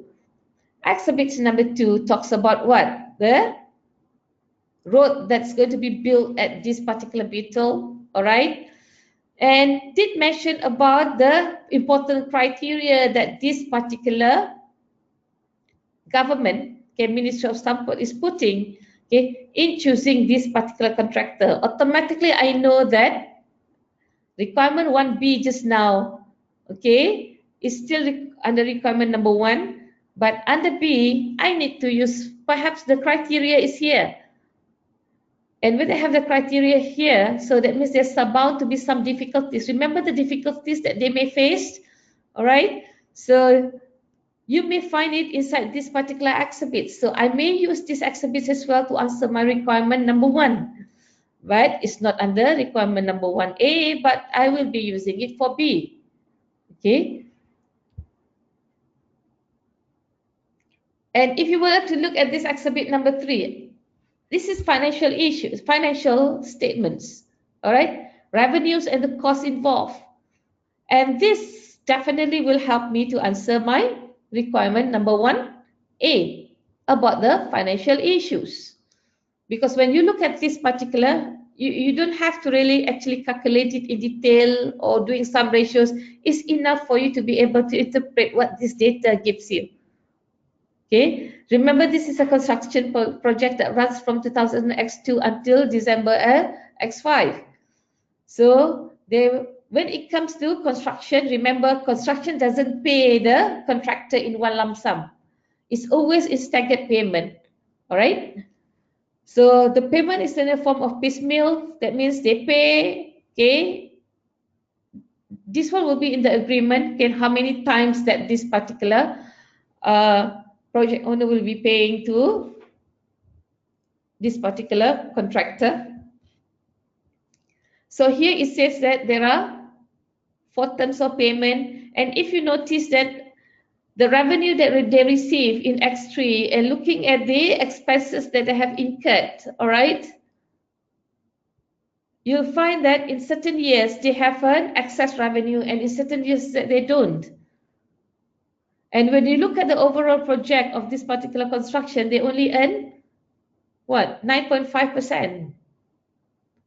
So what does that tell you? Is it good enough? Because the chairman did mention that they wanted to go for a project that is of high margin, but this one is not as high. So this bound to be giving them some issues financially. So this is where you need to actually explain. But once you start using this particular evidence and put it inside your answer, that is considered already that you are investigating. And putting these points together with the points that you find in your exhibit number 1 just now, okay, that actually demonstrates how you inquire and you consider, okay, this particular situation and provides you an answer for your analysis of your financial issues. Okay, so this is actually how you are going to use this particular exhibits together. Remember, you don't use it in isolation. Okay.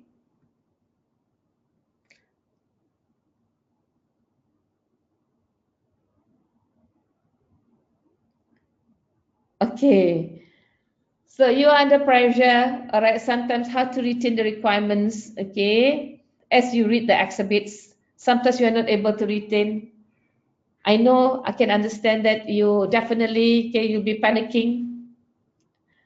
It's a 4 hours exam and sometimes you don't know, the information is overwhelming and you sometimes don't know which one to go and refer to first, all right, okay. You need to calm down, definitely, all right. But what actually you can do is, okay, every time that you read the exhibits, okay, you finish one particular exhibits and after you have digest information that you can get, okay, to answer any of your exhibits, you go back to requirement and read it again. All right, just to go through the requirements again, then you start reading your exhibits number 2. All right, and then you do the same. But if you can still retain your stamina on remembering what are the requirements of the exhibits, then you can move on straight away. But if you can't, then you go back to the requirement again. Okay. If you ask me, that's what I will normally do in the class with my students. I'm not able to retain the requirements as actually I read exhibits. Sometimes I tend to forget. At this age, you tend to forget easily. All right. So that's even worse. So the student will actually tell me, okay, madam, all right, let's go through the second. I will ask them what's the requirement for the second exhibits. Then they start telling me. Then what's the requirement for the second question?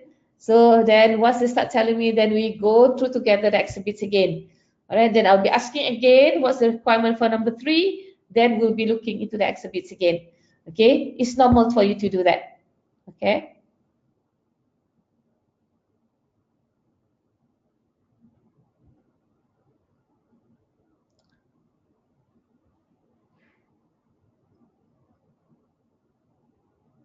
All right. So basically, we were looking at this particular second exhibits just now. All right. So in this particular exhibits, all right, this is a press release. This is an example of a press release. Okay. Let's say, okay, in this particular exhibit, there's a press release. I know that inside your requirement, there's no press release. Okay. But for example, okay, if let's say you are asked to do a press release, at least this can be an example on how a press release, okay, should actually be constructed. All right. So this is actually a good example of a press release.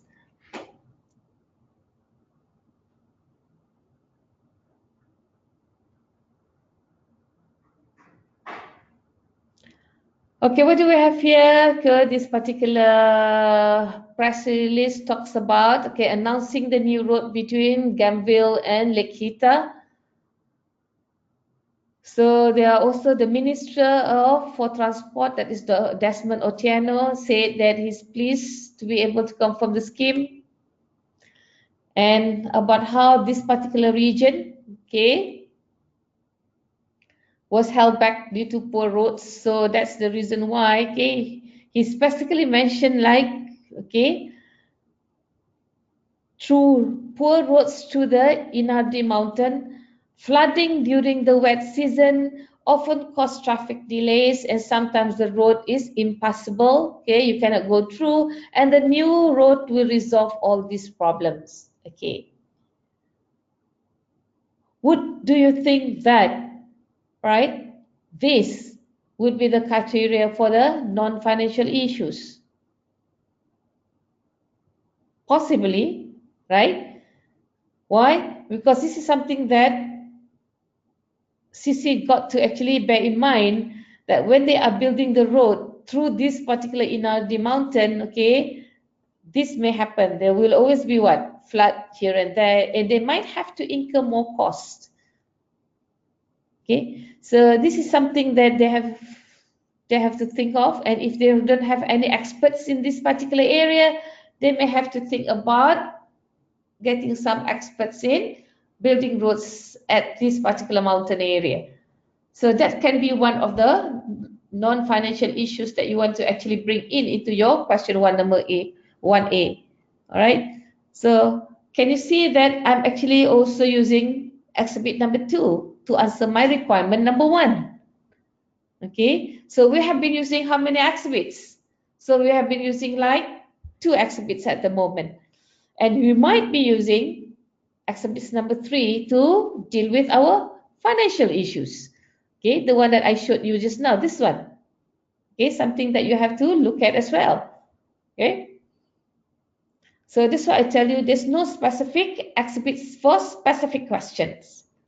And sometimes, okay, you find the facts in one particular exhibit, okay, the cost of something in one exhibit, and you might also see the implication in another exhibits.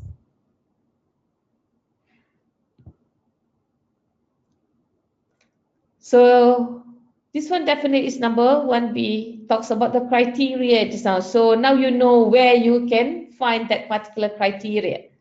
So this one should actually help you in answering your 1B. Because they did mention that low price is important criteria, right? So when choosing the contractor, but you have to bear in mind as well, it would be an issue for CC, because why? They have no idea, right, how difficult it would be for them to actually build a road at the mountain area without any experienced employees, because the past experience are all at flat land. So low price could be a problem to them, and they might incur losses, isn't it? So it's not quite easy for them to actually fulfill this particular criteria. So this is something that you may need to actually write inside the answer.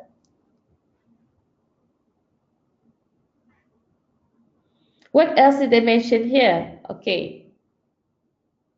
Another one is that they want the contractor to carry work efficiently. But remember just now in the previous exhibits number 1, they did mention about how they are faced with ineffectiveness in deploying resources, the wasted time, okay, the lead time that they have. All right. So if let's say this Minister of Transport wants them to carry out work efficiently, and timetable being as short as possible, and just now they were mentioning that they waste a lot of time, okay, so it would be a problem, isn't it? Okay, so they want the disruption during construction to be kept at to a minimum. This would be a challenge as well. Why? Because building road at the mountain area will give them a lot of problem as well, because they have not faced all the issues that are being raised up here. Okay, there are wet seasons there, so they might have to stop work. All right, so when it's a wet season at the mountain area, it wouldn't be as easy, okay, as how it would at the flatland. So this is some of the logical sense that you may want to apply. Okay, you know that building roads, okay, at hilly area during the wet season will be a very big issue. Okay, so these are some of the challenges that CC may face. All right, so sometimes you may need to actually apply some of your logical sense here. Okay, and remember here they say that chosen contractor should limit its environmental footprint while it construct road. Bear in mind, building a road at mountain area, there bound to be a lot of environmental footprint as compared to a flat area. Okay, you might have to dig through the mountains, okay, to build up tunnels. Okay, so when you are doing that, it will affect the environment there. Okay, the habitats there, so definitely will be affected. All right, so that will be quite challenging for CC. So this will actually help you to answer number 1B. Okay.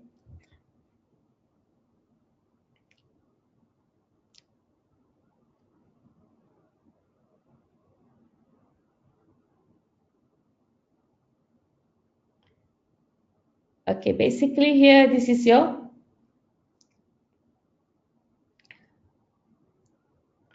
your cost. Okay, your cost and your progress payments. Okay.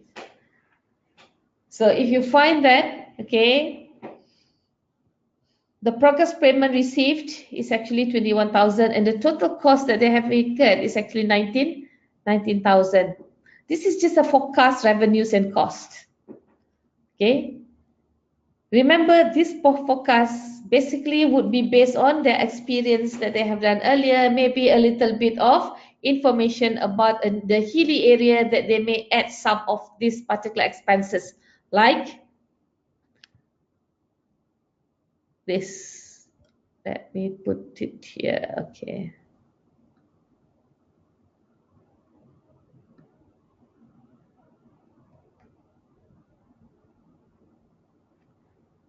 Okay, this will be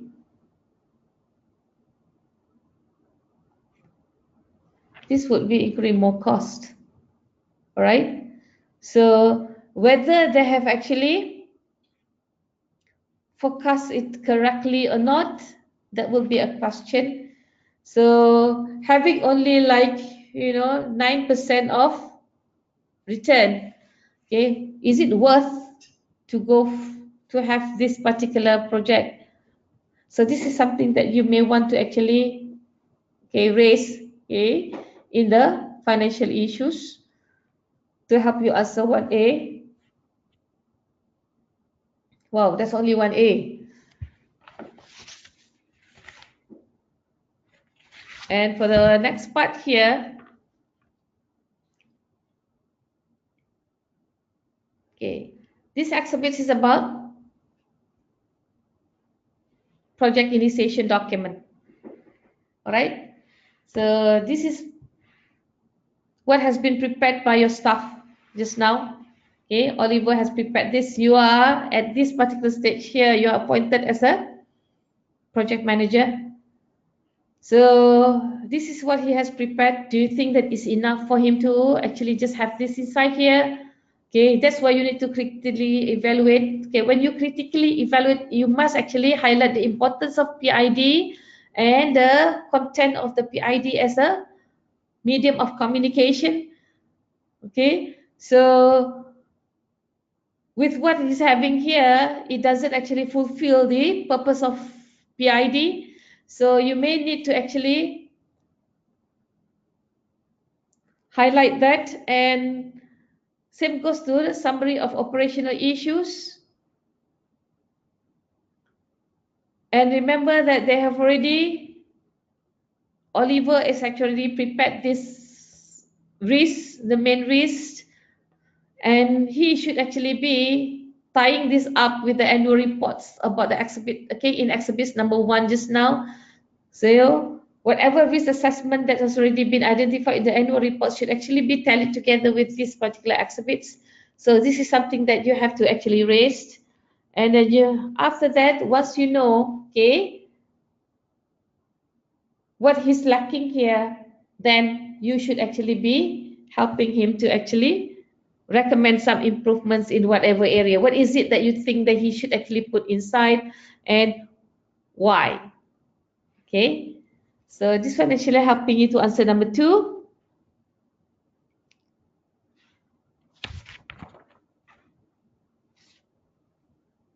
Okay, this one is exhibit number 5. Number 5 here talks about issues that's happening. Okay, what was it? It's a protest of the new road in Vital. All right. So basically, before the meeting began, they did give us some sort like a video clip. Okay, following the clip from Vital's news program about the break-in. Okay, the break-in that actually is happening here. So this is actually the conversations. This is a story about the presenter and reporter here talking about the break-in. People broke into the construction site of CC. All right. Yeah. Why it is an issue? Because of this particular protesters was actually seriously injured. Right? And then why were they injured? Because they broke into one of the construction sites where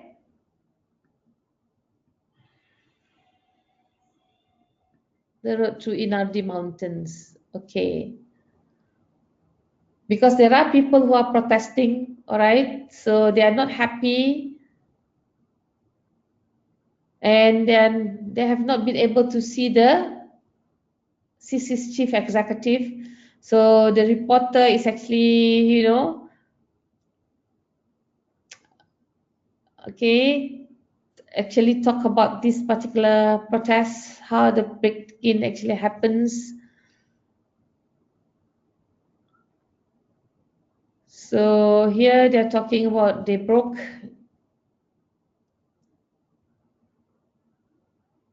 a number of protesters, okay, created diversion outside this entrance. Did mention about 2 security staff.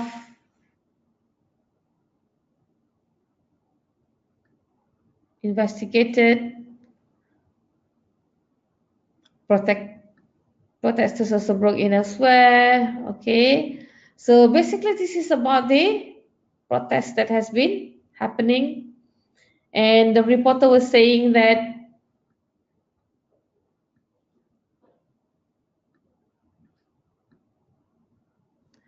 no representative from CC made any comment about last night events. So what do you think that may affect them? Basically, this may affect the reputation of CC, all right? Because why? They have been trying to actually see the chief executive, but they are not able to meet him. And then talk about all these break-ins, and there are some protesters are actually being arrested.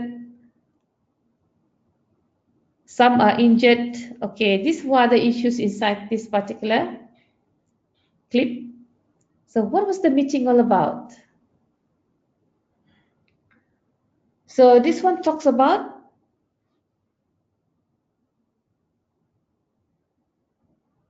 who's Alan just now? If you still remember Alan, who is he? Did they mention anything about Alan? Okay, this is the risk manager.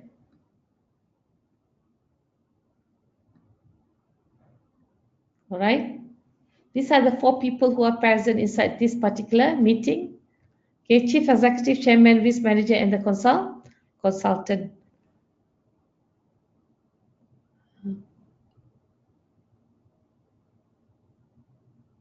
So what's the issues inside this particular exhibits?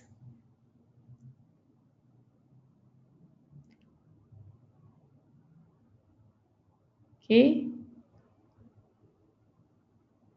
what does this tell you?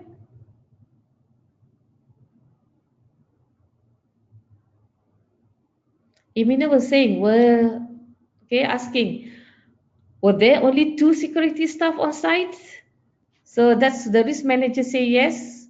But what did the contract says? The contract only states that security posts should be manned at all times. Okay. So this is basically talks about what the issues that you have. Okay. That will be helping you to answer requirement number 3. Talking about the control weaknesses. All right. And then what else? Okay. They're talking about the security staff said that they had reported it to their managers. Okay. But no one from Shoalin Security appears to have contacted us. Okay. So basically, this will actually affect the reputation of CC as well. Okay, this is. But what more do we know about what happened on the protesters? All right. Got in. Okay, they were talking about unlit road service.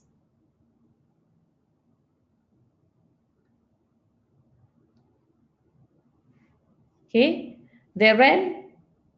Protesters actually was injured, ran across unlit service road and collided. And then Emina was questioning again.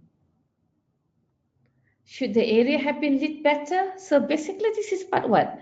It's highlighting on the weaknesses of the internal control system. Okay. It's about lighting. Okay. So what did the staff state about the lighting was going to be fixed before internal audit's visit?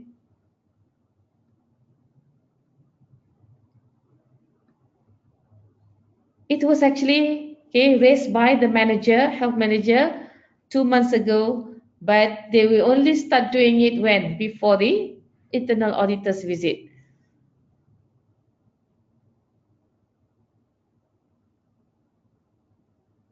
Okay, talking about how Lee is actually sick, for the last 6 weeks. And then there's a gap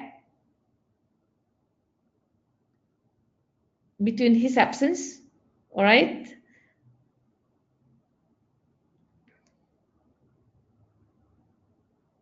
Okay, so this is basically,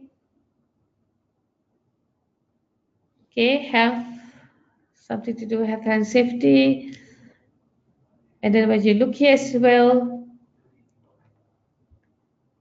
all right, okay.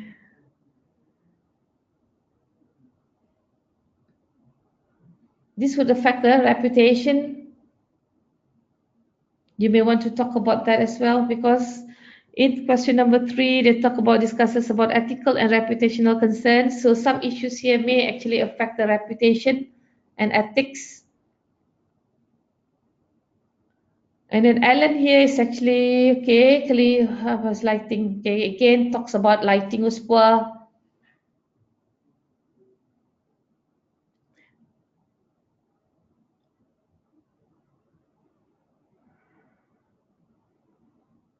Okay, talking about what?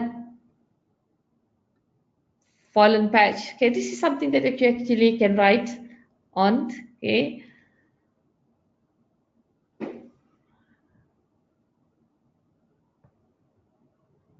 Okay, then of course, okay, we talk about this particular, you need to read it carefully when you look at this particular conversations in the meeting, all right?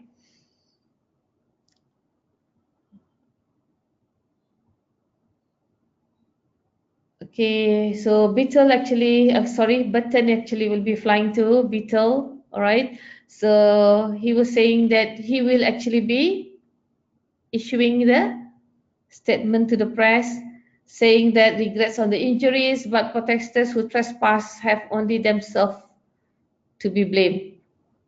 So he was actually quite trying to safeguard himself in saying that it's not their fault, all right? It's the protesters' fault. Okay, this is something that have to be taken into consideration because why? Because that may affect the reputation of CC, all right? So he was saying that he wants to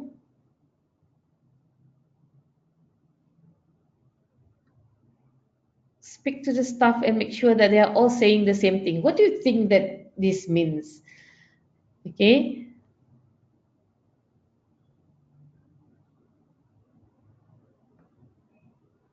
Okay, so basically this part is actually talking about okay, ethics and reputation.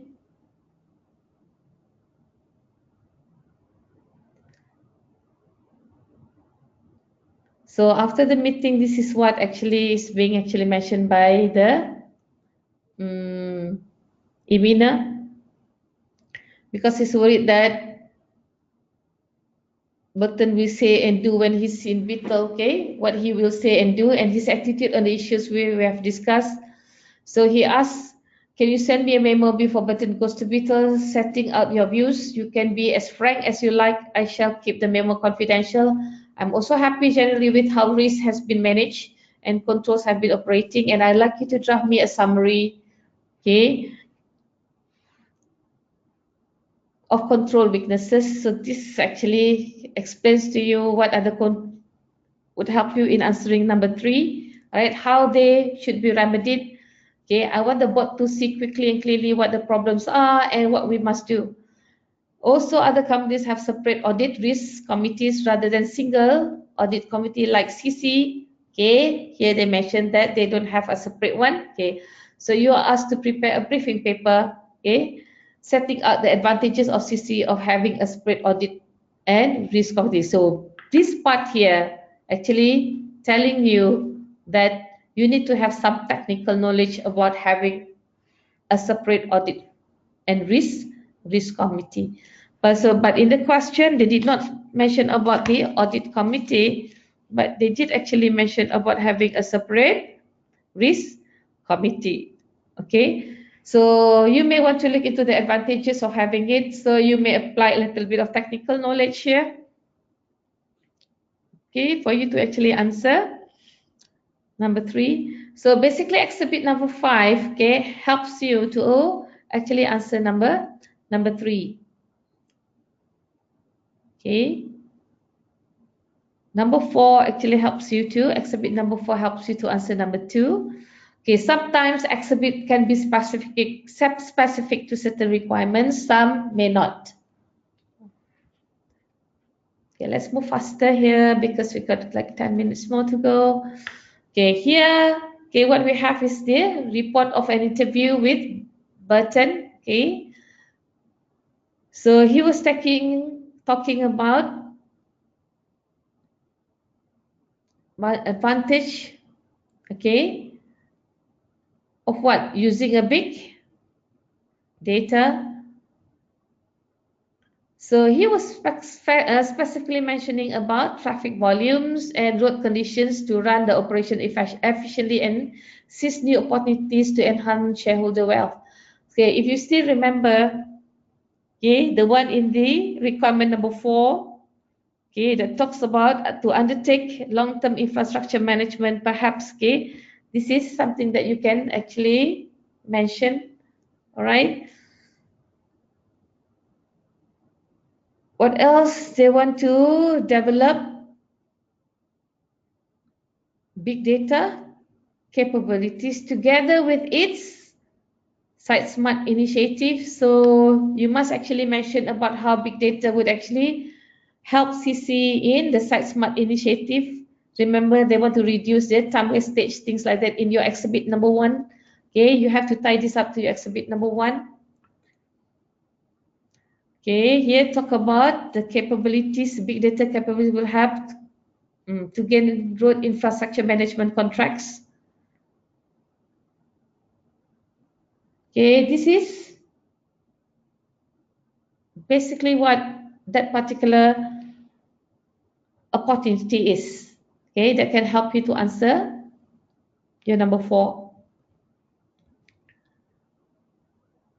Okay, why they decided to do? Why is it a possible opportunities? Okay, because since okay, CC is actually building roads for all these particular 3 countries, so he knows how the road runs works. Okay, he knows the link of the roads.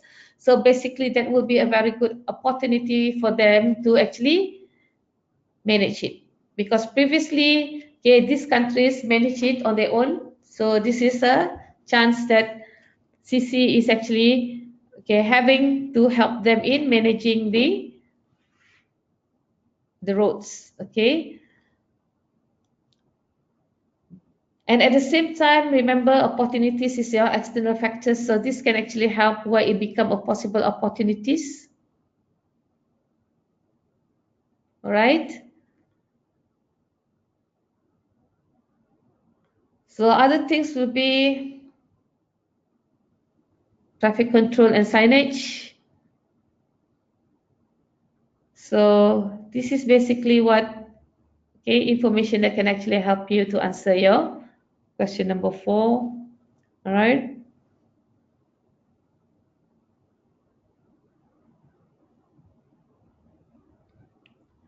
So basically, that's all about your exhibits. All right. So once you know these particular points that you're going to use inside your exhibits, okay, from these exhibits, you are now going to actually do your answer plan. Okay, how you are going to connect all these points that you have, okay, and answer those particular questions. All right, any questions? So we got like 6 minutes more to go. All right, let me finish. Can we use the same info from the case for more than one answer? You mean you are trying to use okay the same info okay to answer different requirements? Yes, but you have to actually use it in the right context. Okay?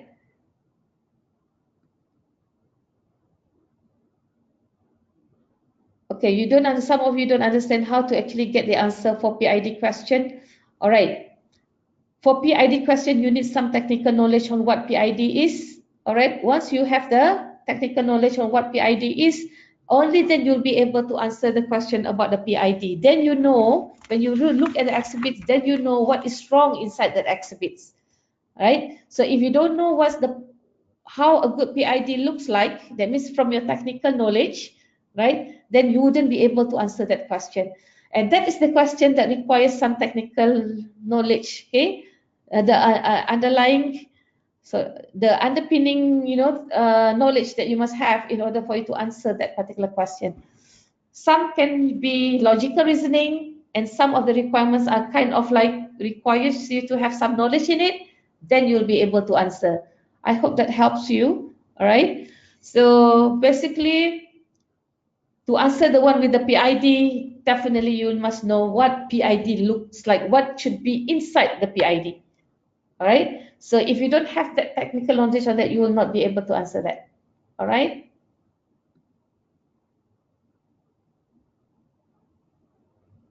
Seeing the gray line in the exam make you go blank. You have to calm yourself down. Then only you'll be able to answer. If you are blank, then you will not be able to answer the question. Okay. I'll be solving these particular answers, all right, basically, but I will not, if you want it to be in detail, again, I will actually give it to all of you after the webinar, all right? So basically here is just to help you to do some answer plans and maybe help you to construct some of the sentence. And I will not be able to answer it, okay, show you fully because we have limited time, okay? So hopefully by tomorrow, okay, I can actually show you. Let me draft some and send it to you. Can you repeat your WhatsApp number, please? All right. Okay, my WhatsApp number is actually, okay, let me just put here.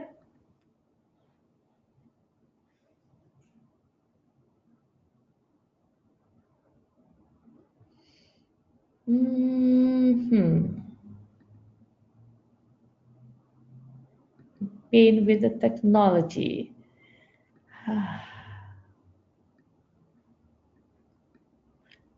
Let me just scribble here. Hope you can see it, right? 601927699902, right?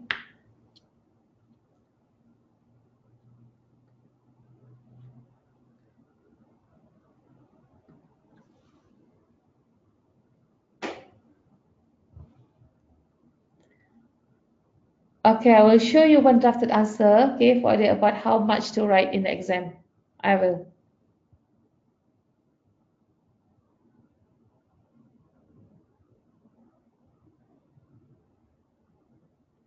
Okay. What we are doing this now is that, all right, is actually helping you to get the points, okay, before you actually start writing anything. Okay. Once you have got those particular points, the next thing that you need to do is to prepare your answer plan. Without a plan, it will be very difficult for you to actually write your answer. Okay, so I'll be showing you how to do the answer plan. Okay,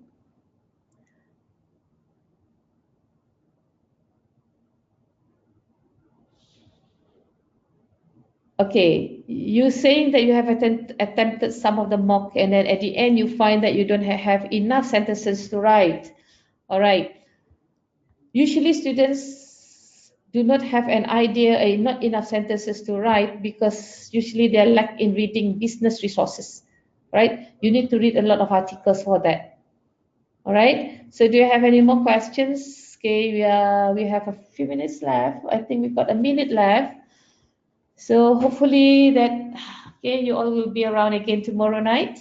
Okay, and hope you get my number here. So if you are able to actually message me, then I can create the WhatsApp group as fast as possible, and hopefully I can help you out before for your exam.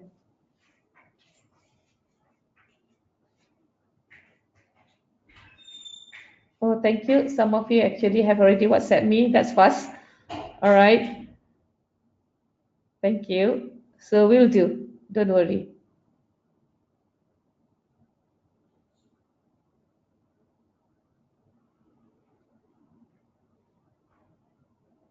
Any more questions?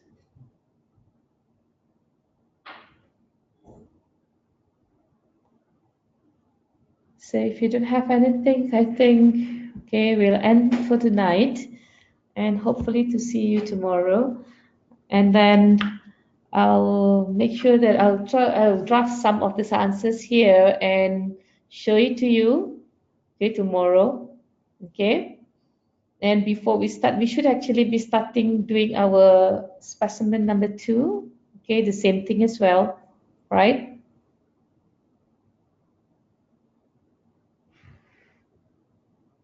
Any more questions?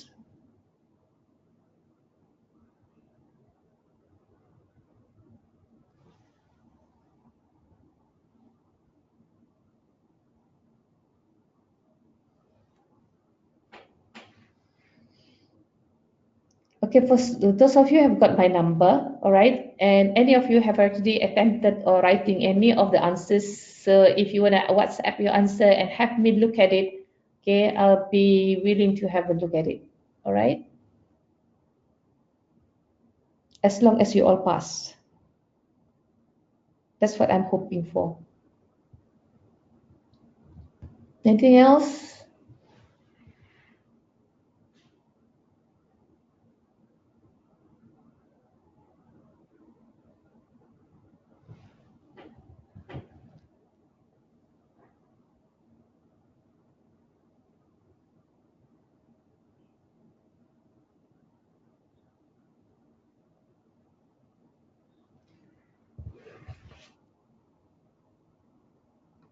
Okay, can you recommend articles that are relevant? Okay, I don't know whether you know about accountant and business, all right, by ACCA. Okay, you can actually download it. Okay, that you can download the app actually from your Google Play Store or from your Apple Store. Okay, accountant and business, ACCA, accountant and business. Those are the articles that actually you can actually read articles from there. But if your tuition provider or if you're from any universities that actually doing ACCA, you can read Harvard Business Review. That's good enough. That's very good. And another thing is that, okay, if you can get a text on strategic management just to see how it's being applied in the context, that would help as well. And that would actually enhance the way that you are going to write your sentences and you will have more ideas. Reading actually gives you more ideas.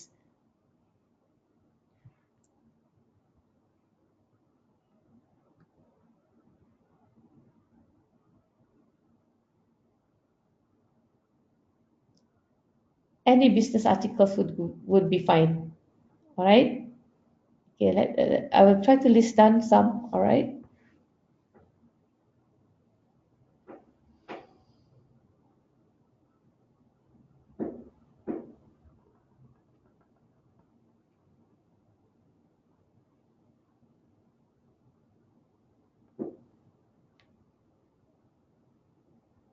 Anything else?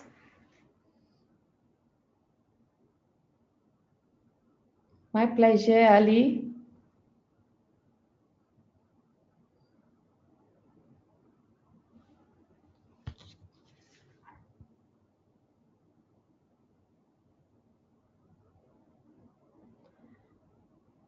Okay, everyone. Okay, thank you so much. So I'll see you all tomorrow then.